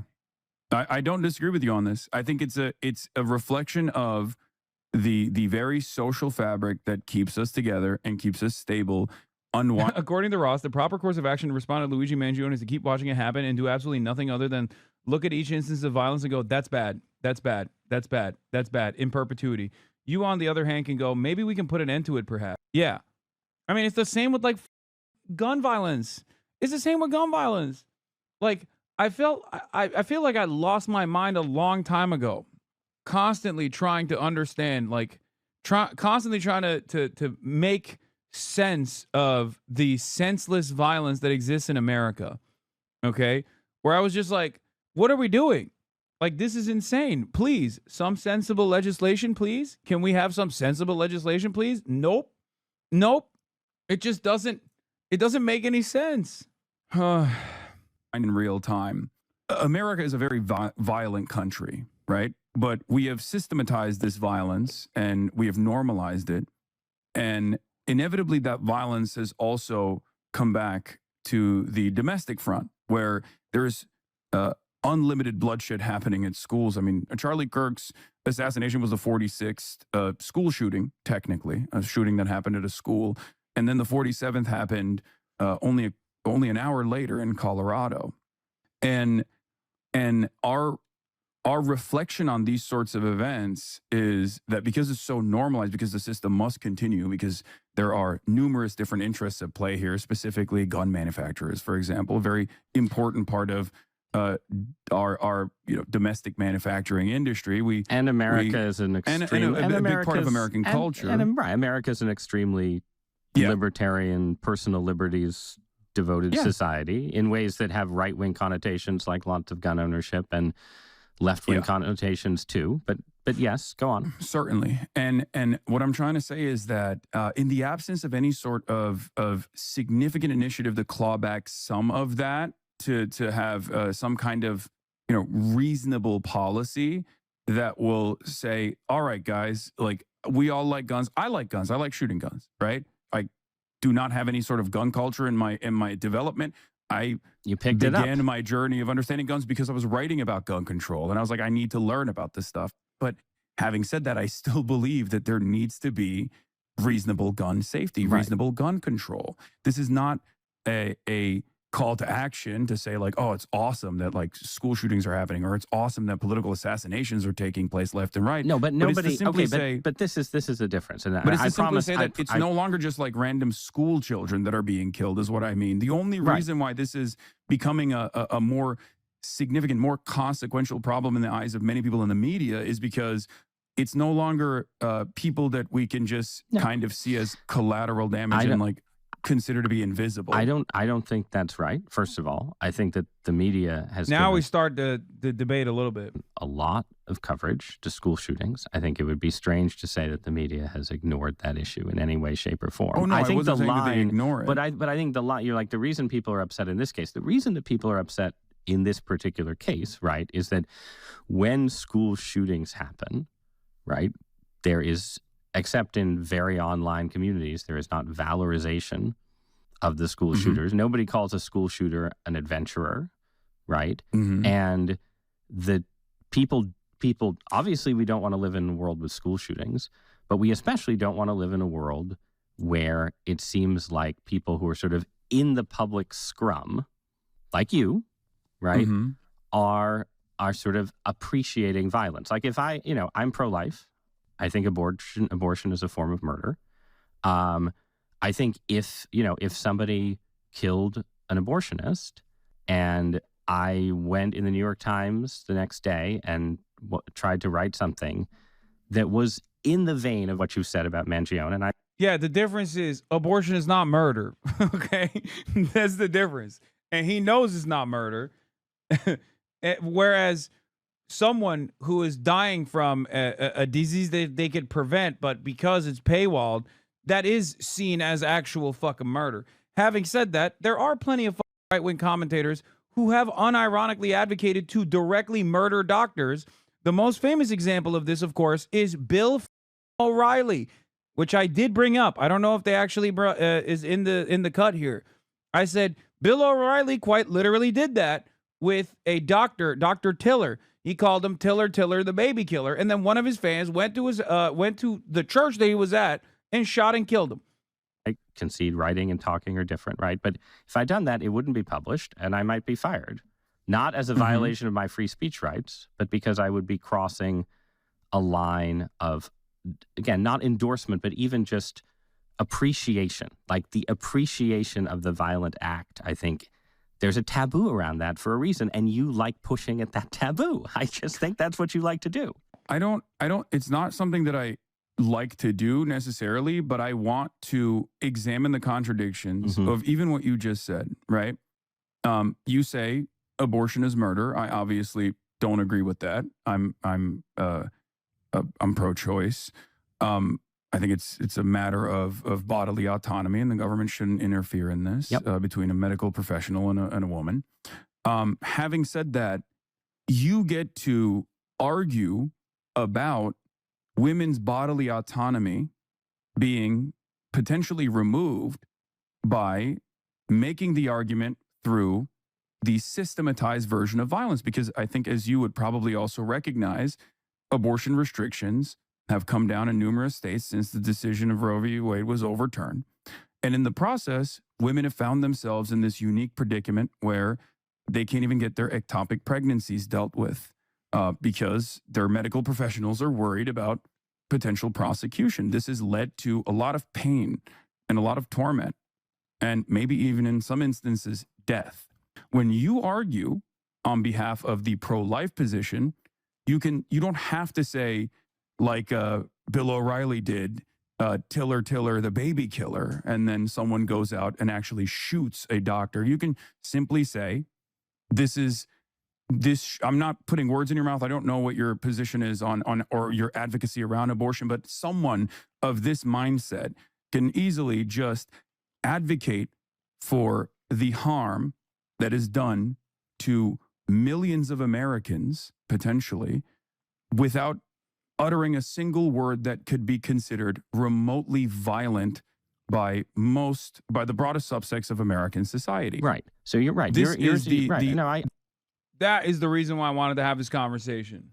The asymmetry that exists with the ways in which the right get to dominate the narrative, dominate violent rhetoric, and say violent with regular frequency. Charlie Kirk was a great example of this. I even brought up Ben Shapiro earlier on in the conversation. They did cut that part out, I'm pretty sure, because I said this is how Ben Shapiro gets away with being violent.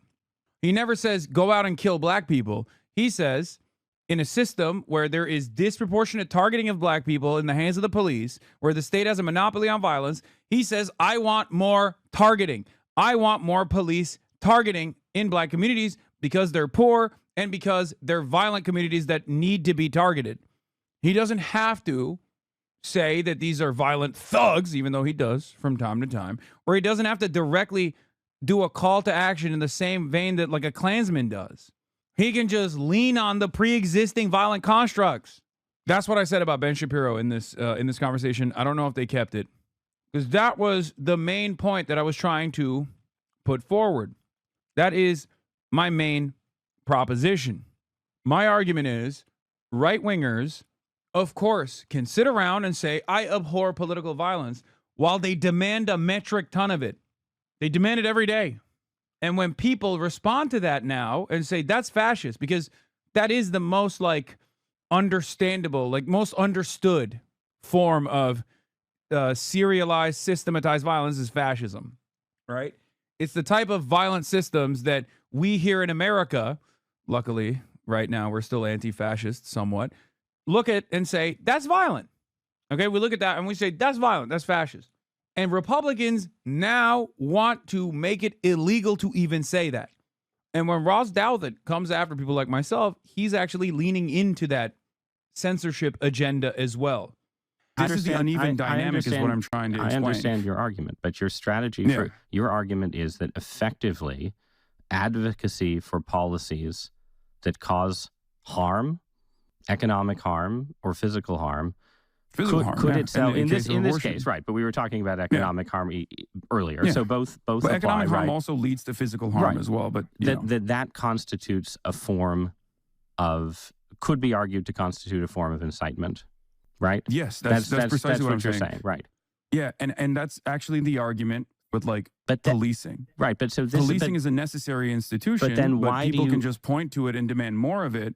But that in that demand, they're technically demanding more of the unreasonable outcomes and the unjustifiable outcomes of policing that lead to, for example, the death of George Floyd, right? right, Or, but this or is numerous other cases. But this analogy is itself part of why people think you are normalizing the things that are taboo, which again would include right-wing forms of violence. But if your theory is all of these things are incitement, if you support, He's about to say you're a hypocrite, but he doesn't understand you have your own moral compass. Yeah, I mean, I think he's like gearing up to be like, well, that's what you do. Like you're saying that, right wingers are doing this. That's what you do. And I'm saying, yeah, my job is to describe that is wrong. That's what I'm doing.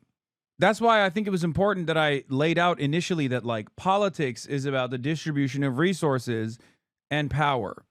And one of the key components of the distribution of power is the distribution of violence, like who gets to do it, who gets to be on the receiving end of violence. So like in that sense, it is a constant. Yikes, this dude. Yeah, right-wingers do that for police brutality. I say it is unacceptable. Those systems of violence are unacceptable. And one of the undesirable yet inevitable outcomes of such a violent structure is going to be violent resistance. Sometimes that violent resistance is going to be just. Sometimes that violent resistance is going to be unjust. But the very fact that it's not always just in terms of retaliatory violence is the reason why we must solve these issues at the legislative level. That's it. Or at least deal with it in a more organized fashion, in a more directional fashion. That's my argument. putting more people in jail, that's incitement. If you support, border security, that's incitement. It's incitement all the Political violence does not protect the country, protect the speech in the country that you live. What? First of all, the f are you talking about? Political violence is a vague term. If you're talking about like actual like killing people, yeah, that's illegal. But if you're talking about like political rhetoric that could be potentially inciting violence or whatever, that is such a vague and nondescript way to describe anything that yes, free speech would in most circumstances until recently would have kicked in and said, no, fuck that, you can't prosecute that shit at all. way down. Like you're basically saying the person who incites violence against a politician is in the same position as the person who supports border security. And that seems like an argument that lends itself to encouraging people to commit political violence because you're saying, oh, it's all normal already. What's a little more? What's one more act of incitement in a world of incitement? You're just normalizing it when you make that argument. Yeah. My argument is that I'm not normalizing it. It's already normal. Mm-hmm. I don't want it to be normal. I want it to be abnormal. I want people to actually take a serious look at the violent structures that already exist that from the point of the recipient is already experienced as like a direct form of violence. But do you understand the broader point that I tried to arrive at in these conversations, for the record, which of course lend themselves so perfectly to quippy clips to just make it seem as though, you know, this is a person that is very clearly inciting a certain thing. Or do you think I'm just like dancing around the issue? You can be honest. I think that I'll be honest. I think there's a reason that certain kinds of Marxism and socialist radicalism, when they... You ain't challenging me. Come on live. It will be. What the Are you trying to go meat for meat? What's this? Are you trying to go sword fighting with our penises?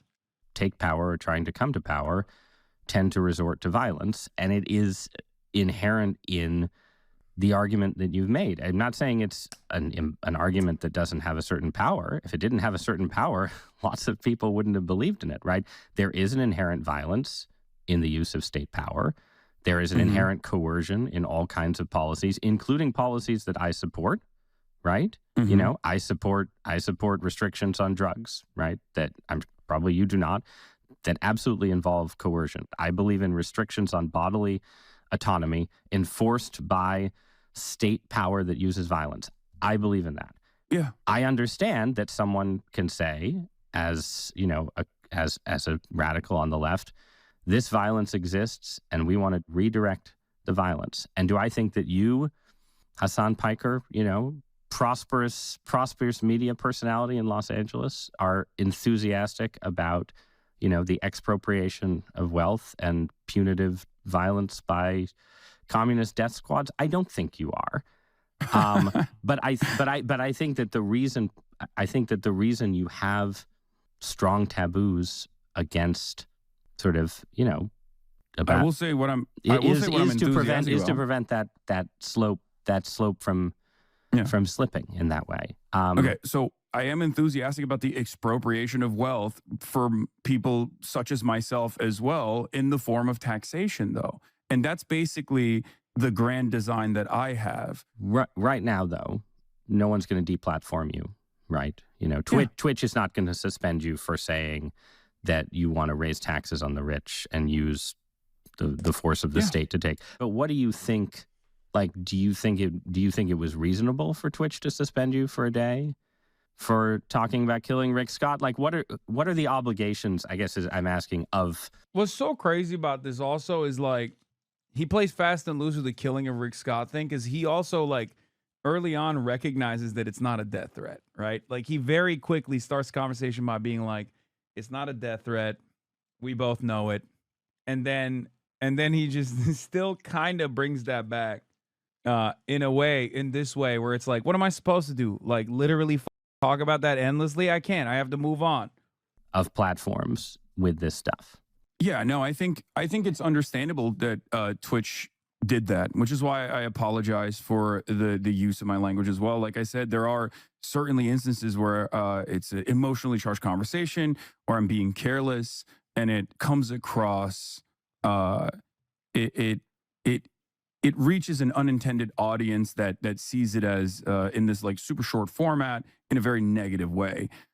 It's unfortunately a byproduct of the medium that I'm in. But you're okay. Real-time discourse happening with random anonymous accounts. But you're okay with some kind of taboo maintenance here. Oh, for sure. Yeah.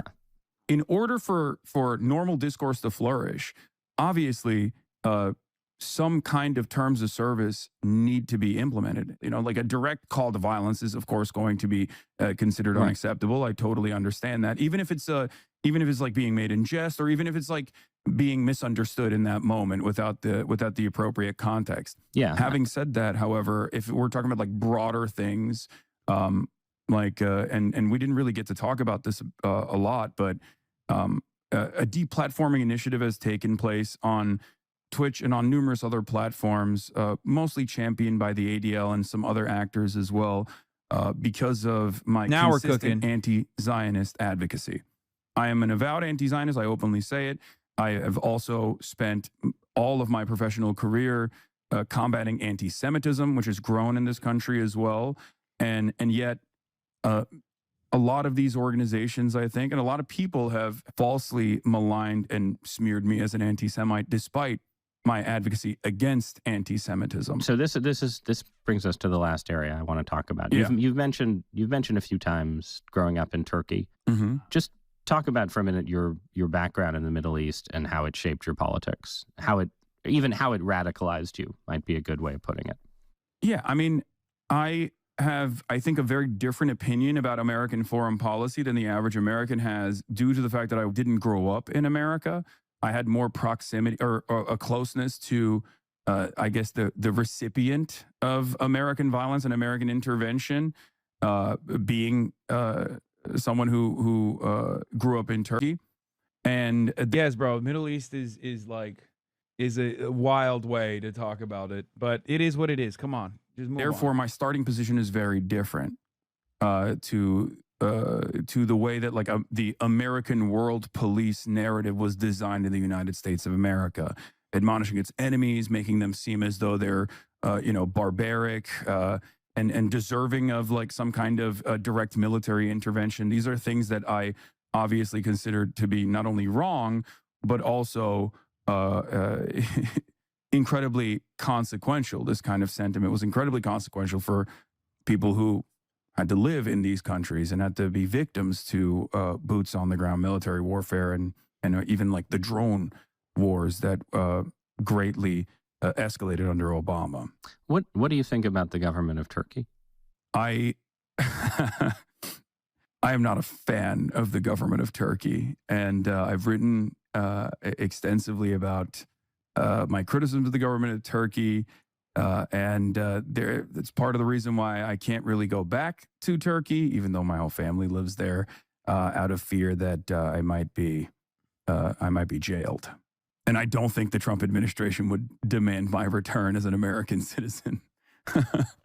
I'm curious how you think about how left-wing politics and Middle Eastern culture and Islamic politics fit together. And I understand you're not a Muslim. You don't consider yourself a Muslim and so on, I mean, right? But I say I'm a Muslim but you're because, culturally like, right. You're I'm culturally Muslim in the same way like Muslim. many secular Jews are Right. Jewish, or many American Protestants say that they're Christian, but they're not really. Right. So I'm going to ask you for a take, and based on that background, because I'm really interested in the ways that sort of He's going to say Islamogoshism. Dude, the mind of an American right-winger that is like an intellectual version is so funny, because the intellectual version of the American right is Ross Douthat, right? And that is literally the perspective that he's about to describe here is like the average racist in France, okay, down the street.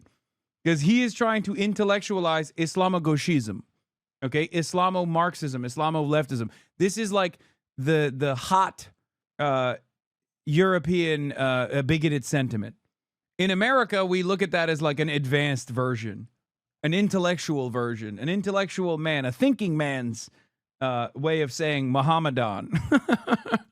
conservative forms of Islam and the culture of the progressive left right now fit together, both in Europe and the United States, because in a way, these are some of the most different groups you can imagine, right? Sort of forms of Islamic cultural traditionalism are pretty distant from the norms and mores of like the secular Western left, right?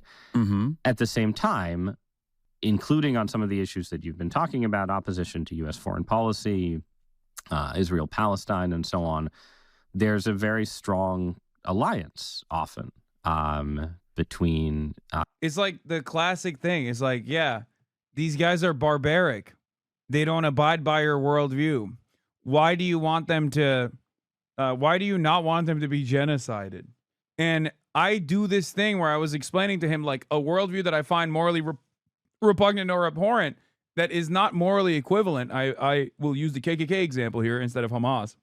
And then I also explain like, but this isn't obviously a perfect example. I'm just using the KKK as the most extreme position that I completely disagree with, right? Even those people I don't think should be firebombed and killed and genocided or whatever. But anyway, let's keep going. Of Muslims who feel the U.S. is too imperialist or too pro-Israel, right? And these groups, and it's a pretty important force in European politics, and you see it. I think you see it more in progressive politics in the U.S. right now as sort of opposition to Israeli military operations. Also, dismissing the progressive aspects of Muslims while calling them evil because of Islamogoshism. Yeah. If you're Muslim, automatically you're barbaric and evil and right-wing and backwards. Also, oftentimes the people that say that are literally evil and backwards and right-wing, which is really funny. It's something that I joke about all the time. Like, conservatives hate the conservatism of brown conservatives, right? Like, how many times have you heard like Ben Shapiro or even like Asmongold will do this sometimes. We'll be like, oh, they hate trans people over there, right? And it's like, but don't you also kind of hate trans people? Like, I don't understand. You don't want them in your video games. You make a big deal out of it all the time. Or not even Asmongold. Grums. Grums is a great example of this. He was celebrating that Saudi Arabia bought Electronic Arts. And he was like, finally, no more gays in video games. I'm like, dog, hello. Do you hear yourself? You're saying like, awesome. Now it's like the Saudi kingdom, which is perhaps the most like fundamentalist, long-standing form of monarchy, will now control the cultural output of this formerly beloved, not really, but this otherwise like Western enterprise, and you think it's like awesome, you're basically saying like, oh no, it's cool. Like I want the Taliban to own EA Sports. Like that's, or EA in general. Cause like that, I hate the gay people in the same way that like I think the Saudi government hates gay people. Is that the argument? Like that's what you're honestly saying? Okay, cool. Thank you for being honest, I guess. Has become more and more of a litmus test. Which, by the way, no one is going to. Saudi Arabia is not going to make.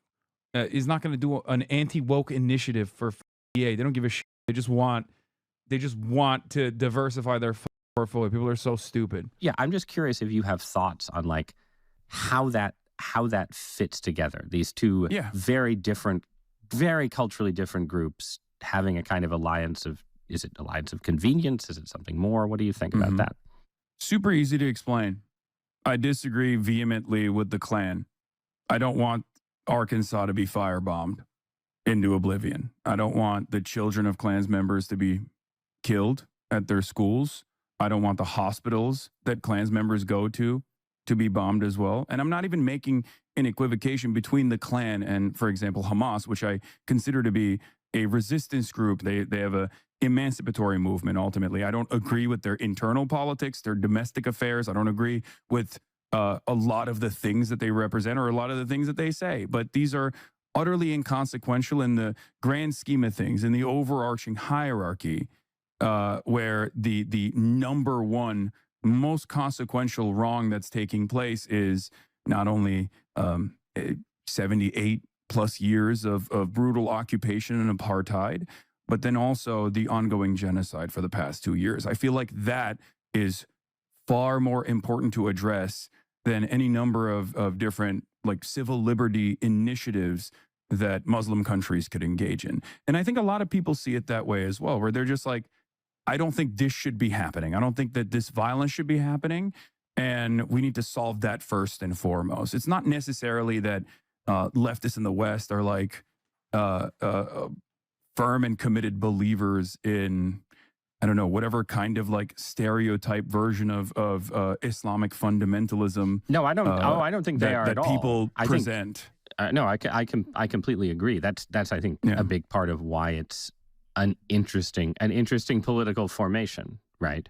I'm going to run with the Klan analogy just because you offered it to me, right? Like, if there was a war against a small political state controlled by the KKK that followed in the aftermath of the KKK going out and killing a lot of African Americans, black women and children, and the larger region consisted of a bunch of regimes that, even if they weren't fully KKK, had some sort of white supremacist. He thinks this is a gotcha, but it's not, and you'll see why. Just, elements at all were authoritarian and so on, right? Like, I feel like a lot of people would see a little more complexity in that drama than you do in the way you talk about Israel and Zionism. Yeah. And I should say, I think opposition to and skepticism of the Israeli strategy in Gaza is totally understandable, and I've expressed it myself, right? But you're something more. Again, you're an anti-Zionist. Yeah. You've said, as long as we're doing KKK things in one of your arguments, you've said sort of, a certain kind of Zionist tendency should be treated the same way we treat neo-Nazi tendencies, right? And then that kind of rhetoric shows up around on the left. These are my favorite moments. I know, like, in the New York Times circles, see, the other stuff, like Luigi Mangione, whatever, like, well, not Luigi Mangione, but like landlord stuff, like those sorts of things, the New York Times readers are going to be like, ooh, that's kind of scary, actually. But many of them are adults, and they're obviously completely aware of, like, what is taking place here because they're tuned into the goddamn New York Times. They know what the fuck Trump is up to. But these guys think that those statements are actually reflected on poorly by the audience. When the audience hears me say those things, his audience, New York Times readers, when they hear me say those things, they're going to be like, oh, I agree with everything that you just presented as like violent and negative commentary. Because the reality of the matter is, when he tries to present this as like, well, Zionists should be treated like the KKK, it's like, yeah, I agree. Because they are. TVP 43, thank you for the 50, get the subs, by the way. 50 bomb. Yeah. Isn't there something a little bit strange from a left-wing perspective about the that kind of focus on the crimes of one country. Yeah, he in was an doing the environment. why do you care so much about the Jewish state? God, I got to actually do like a full-blown debate with someone on Israel, because honestly, I think like I've dealt with all of this so many times that it's just like I really want to do it. Maybe Ben Shapiro. It could happen. Maybe in the month of January, it could happen. That you've just yourself analogized to the KKK? So, great question. The reason why I made certain to mention that I find the Klan's political opinions to be repugnant, but I still would not advocate to firebomb them, but then also made a distinction between Hamas as an emancipatory movement that has evolved over the years to fight back in ways that I might even personally find to be inappropriate or morally repugnant. Ultimately, one or the other. There is more inappropriate or more morally repugnant. I think that as someone who believes in human rights, I think like targeting civilians is the major reason why I criticize Israel. It would be very hypocritical if I considered targeting civilians to be appropriate if it was done during an emancipatory struggle. Having said that, I do have the same understanding or the same same conceptualization of that kind of resistance as I do with the ANC or as I do with the IRA. Or even with the abolition of slavery in this country, right? The reason why I don't think it's an apt analogy to compare the KKK to Hamas beyond like disagreements and enforcement is because the Klan has not been dominated, or the Klan itself has not existed under a brutal structure of like black supremacy that wiped them out. This is the reason why I don't think the comparison is apt in that regard, because I do agree with Palestinian liberation as a concept, whereas I would liken the Klan's operations or their worldview to the same kind of ethno-religious supremacy that is baked into Zionism as well, and the exterminationist policies, I think, that also exist within Zionism as well. So the Klan is a closer analogy when it formalizes and it turns into a system of violence to what Israel is doing. This is why I'm also not shy about making comparisons to even Nazi Germany, which a lot of people, I think, maybe a couple of years ago, even myself, would shy away from doing. Yeah, I mean, I think those comparisons are not really persuasive at all if you actually read about the things that the Nazis. I have. This is where it gets a little bit more heated, because this is where he goes into New York Times mode, okay, where he's like, okay, burp, must defend Israel. Did on the Eastern Front and compare them to, whatever war crimes you accuse Israel of. Those comparisons seem pretty faulty to me. And they seem faulty in a way that, again, I think yields a kind of unique scapegoating of the Zionist state within the wider range of... There's fundamentally no difference to a Klan cross burning in a black family's yard versus settlers spray painting Jewish star on a Palestinian home. Straight the fuck up, of course. And that's just the settler violence, which is, again, backed by the state in the same way that the Klan was backed by the state as well, or at least the state was turning a blind eye to. I would go so far as to say that, like, no, actually, it's a great comparison, but we're not even talking about, when we're talking about Gaza, obviously, then the comparison goes away from the Klan to Nazi Germany. Anyway, let's see what he had. He said, accuse Israel of war crimes. Middle Eastern states especially, right? So like, Mm-hmm. it's, if you look at the history of the Middle East over the last 80 years, most of the crimes that you're accusing the Israeli government of committing if you look at the history of Iraq, if you look at what happened to the Jews in Arab countries after 1947 and 1948, if you're looking for, ruthless oppression, you can look next door to Egypt, right? Like, it seems like there are many, many potential targets of a leftist utopian form of moral outrage. I've heard this so many times. And I again, wish this entire thing was about Israel, dude. I could talk about that for hours.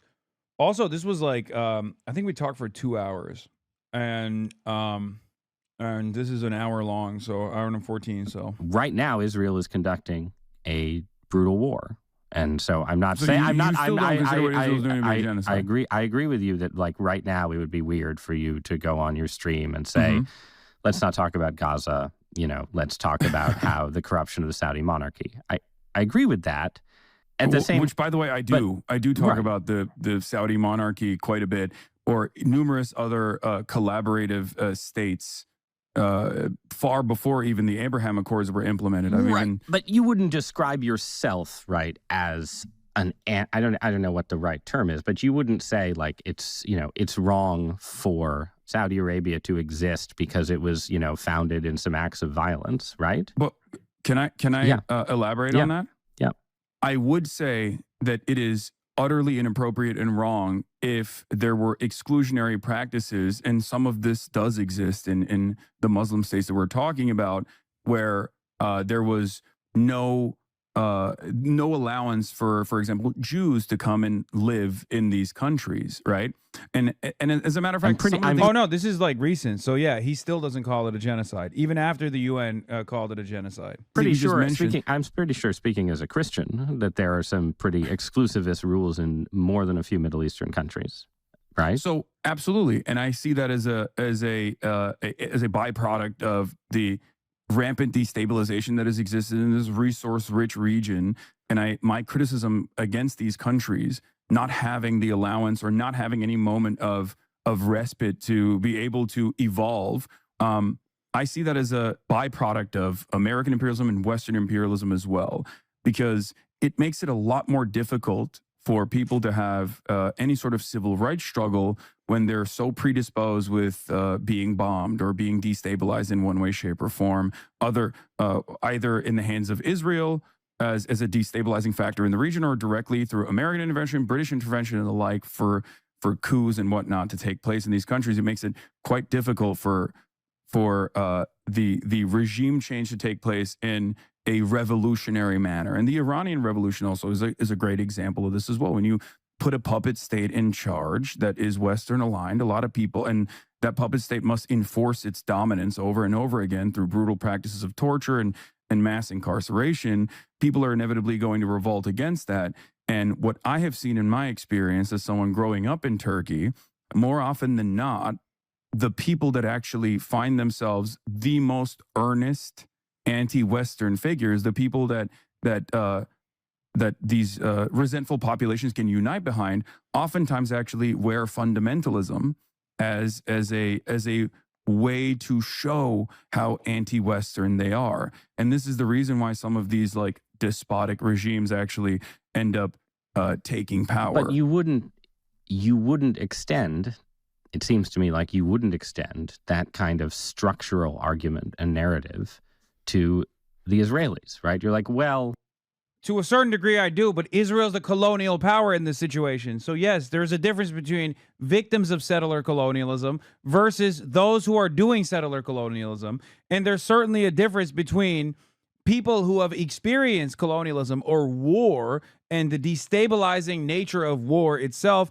or even CIA intervention, like in the case with Iran, are obviously going to have revolutionary movements that are going to have fundamentalist leaders, because those are the earnest anti-Western figures. Israel is not a comparison that you can make with Iran, because Israel's fundamentalism is similar to America's fundamentalism, which I think I brought up here as well, where I talk about Israel growing in its hate because of its refusal to examine the inherent contradiction of the humanity of Palestinians that they always have to dehumanize and then forcibly excise from the land. There's so much. There's Western imperialism. There's war. There's violence. This is how the Middle East, ends up with dictators and theocrats. Okay, the state of Israel has been surrounded by countries that deny its right to exist, have invaded it repeatedly, and Israel is too busy killing Palestinians to have a civil rights evolution to respect Palestinians. I know, that's nuts. I don't think, and yet that narrative to you does not inspire any sympathy. Cringe Lord, thank you for the 50. Because yes they're no. because they're currently winning. It's incorrect to say that my analysis does not factor in like externalities or resistance against like Israel's incursions, for example. Ultimately, it goes back to, did the Palestinians have good reason to say we oppose this. What? The war wouldn't have happened if Hamas commit mass murder. Hamas or ISIS. Can you not see that? And Ben Shapiro wouldn't waste his time on you knowing you're brainwashed to think Palestine are the divine. Well, I mentioned Ben Shapiro on purpose because he is going to waste his time on me. Exo Sophie Exo. Okay? You can go back hundreds of years, and they always started their own wars with 5 Jewish countries. You know what's really funny about this, by the way? You know what's really funny about this? This is a damn near verbatim, identical argument against, like, Muslims that Nazis used against the Jews, dude. That's what's so crazy to me. Like, Jewish Nazis straight up took what anti-Jewish Nazis were saying about Jews and made it their own thing. This is literally verbatim the 109 countries narrative, bar for bar. When you hear Nazis go, oh, it's got to be a reason why Jews were kicked out of 109 countries, that's what these stupid Zionist Nazi morons are doing. They don't even realize it. There's not even a shred of irony in this situation, okay? Not even a little bit of an irony. Like, you don't even understand it. You don't understand that you are literally a neo-Nazi, okay? You are a Jewish neo-Nazi. How is this so difficult to comprehend? This is unironically the exact same thing that neo-Nazis say about Jews. There's a reason why they got kicked out of 109 countries, right? That's what they say. That's what neo-Nazis say about Jews. You're saying that about Muslims. All of the, there's a reason why nobody wants the Palestinians. God damn. I feel like half of the people that were sitting in like Holocaust studies were taking notes to be like, this is the most scary shit I've ever heard. We got to make sure this never happens again. And then the other half was sitting there being like, well, that's pretty good. I think we can use this one. Wow, they really cooked on this one. Okay, maybe not the oven thing, but we could just use conventional munitions. Like what the is this? It literally feels like you were taking notes when during Holocaust studies. They'd be like, this is what we should do to the Palestinians. This is what we should say about the Muslims as a whole and the Palestinians as a whole. What the happened? Jesus Christ. They dusted off old recipes, man. What the Opposed the Israeli state. Was it born out of ancient anti-Semitism? Check her reply bar for bar. What'd she say? What'd that dumbass say? It's facts, nothing Nazi about it. Yes, Nazis say that about Jews, dumbass. And when they're called out for it, they turn around and say the exact same thing. You're so stupid. God damn. That's just fascism. That's just fascism. There's no better description that this is a fascist ideology than this exact conversation that just took place. Or was it born out of an emancipatory need that all indigenous people have, all peoples of the world have in terms of developing autonomy? Well, it could have an been, argument but it that could have Israel been makes for its own Jewish determination, right? A Jewish state's self-determination, which But surely again, it could be both, right? You could say, of course, there's an admirable, understandable desire for emancipation, a desire to have your own homeland. But at the same time, at a certain point, when it hits, a certain level of, KKK style hatred, you would say, even if the original motivation is correct, even if there are understandable motivations here, something the KKK style has hatred is gone correct. wrong. That's precisely the reason why it invokes a violent reaction, though. But ultimately, that is what Zionism ends up becoming. And like, he doesn't understand. I think he's talking about KKK style when talking about Hamas, and I'm talking about Israel. Like, that's why I was like, yeah, you're right. Of course, the KKK style hatred is going to invoke some kind of violent resistance. And I'm like, no, that's why Hamas is resisting violently. if left unaddressed, this inherent contradiction, this notion that of Jewish... Like, he doesn't understand that the comparison is more apt when we're talking about like KKK versus Israel. The comparison is more apt for Israel instead of Hamas. Self-determination is presented as like a totally normal thing. Everybody has self-determination. People have a right to develop their own nation state, but this one specifically has demographic concerns that require the eradication or the mass displacement of the indigenous population that do not fit the in-group, the demographic in-group. Come on, tell me that's not a cookening though for like liberals. I mean, Yeah, everybody has a right to self-determination, but you can't do that by being like, my self-determination requires me to be an ethno-state. Sorry. That's a cookening. All right. And that is at the heart of this problem of how certain societies get more and more comfortable with fascist violence. All right, and I see this as a dual problem in America as well as Israel. So let's just take that, because I know you have to go stream. This is the last. I mean, I can talk about this all day, by the way, especially on the New York Times. I mean, this is not. I'm sure you will be talking about it all day. Some of us. I told the facts, the history of Barry wants to think different. It's facts, dude. Check it. You and your followers are in a woke world that will make you see. What are you talking about? Like, what are you talking about? What are you talking about? Dude, you literally said Palestinians are getting kicked out all the time. Arabs are the ones who always start the wars. And you're straight up using Nazi rhetoric when talking about Jews, okay? Like, this is what Nazis say about Jews.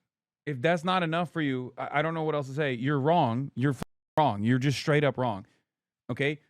Jewish people were not, or Jewish people were there. 2% of the population in Palestine was Jewish, but Jewish people did not like materialize there. And then all of a sudden, everyone was like, whoa, what the like, we have to purge the Jews because we're anti-Semitic. Like, that's not how this happened, okay? It was a settler colonial occupation deliberately designed to slowly but surely, through a process of aliyahs, through a process of immigration initially, pilgrimages, okay? In the same way that like the early colonists did in the United States of America, came in and caused a lot of chaos. The indigenous population understandably resisted against it. There were riots and protests and whatnot. Some of that even turned bloody and deadly. But ultimately, the colonial power pulled back and the Zionist brigades took over and mass slaughtered and then ethnically cleansed. It seems like about 75% of the comments like you and about 25% don't. Yeah. Anyway, ethnically cleanse the Palestinians. Oh, God, I can't believe we're doing this. Too scared to read the whole thing. 99% of the population think the way I do. Dude, you are literally schizo. Straight up, no one agrees with you. The overwhelming majority of the population is anti-Israel, and a scary percentage of the population is now also anti-Semitic as well. They're not even just anti-Israel. They are unimaginably anti-Semitic too. And a lot of dumb, I don't even know where they exist, but they just straight up think that that's not the case. She's defo in Israel, and in that case, she's right. Yeah, the only place on the planet where that position is the majority position is Israel. That's it. Some of us, though, don't have the same stamina. So I'm just going to ask a last question off that point, right? You're talking about parallels between the Israeli situation and the U.S. situation. You know, you're talking about, you know, the idea that the Israeli situation represents fascism facing resistance. The U.S. situation, obviously, lots of people on the left consider Trump a fascist. This is a very dark narrative. And one of my recurring sort of themes over the last month has been watching the left as an outsider and seeing it go dark, in effect, get really, really pessimistic. So I want to ask you about that, about nihilism and despair. You have a worldview, you know, that has a very bleak. Bro, hit the NVE talking points, by the way. Like, even the nihilism. The last point is like, even the nihilism. Like, if I was transgender, he'd be calling the authorities. You know what I mean? It's like dangerous, violent rhetoric, anti-capitalist sentiment, anti-American sentiment, anti-Israel sentiment. Like, this is straight up like the last thing that I don't have, which we didn't get into, was like the dangerous gender rhetoric, extremist rhetoric around gender. And if he had hit that one too, because nihilism he's talking about too. Wait, he deadass thinks you have a nihilistic worldview? No, I don't think he thinks I'm a nihilist. I don't think he thinks that. I think he's just asking that question because there is a lot of nihilism out there. Of the U.S. empire as a global force. I wouldn't say that. Okay, so tell me why you're optimistic. Let's end there. Yes. So what I constantly, and I see this as well, I think nihilism is a major problem in the increasingly alienated, increasingly isolated, permanently online generations that are born into a universe where they just have an iPad in front of them from the start, right? And that nihilism is born out of our lack of our inability to make changes, meaningful changes in the system. One example I will use is like the Black Lives Matter protest that took place. Black Lives Matter protests took place. A lot of people in the aftermath of these lockdowns were very frustrated. They saw something that was so patently unjust, and they wanted to make demands. They did all of the right things. They protested. Some of those protests actually with police intervention in some instances turned even violent, right? Many people were arrested as a consequence of this, but the broad majority of the protests were started off peacefully, and the argument was perfectly reasonable. We have to do something about the unfair practice of policing in Black and brown neighborhoods, and the systemic racism that exists within the criminal justice system. And it's an argument that I also, of course, agree with. Now, after that, they also then turned around and voted. They voted for the Democratic Party. Joe Biden won over Donald Trump. There was a period of celebration, but no change actually came. The same structures of oppression existed, and the Democrats actually presented an alternative. They spent most of their time criticizing the activist-born defund the police movement without trying to understand exactly what that meant. Basically, for the political normie, they did everything by the book. And no. Blake Neff, this doubt that Hasan Piker interview is deranged. Look, I'll just summarize it. The structural violence of equity. Yeah, that's the kind of term you hear 10 minutes before a commissar shoots you in the head. Okay, dude, keep fantasizing. Okay, producer for the Charlie Kirk show. Like, what am I supposed to do with this? What am I supposed to do with this?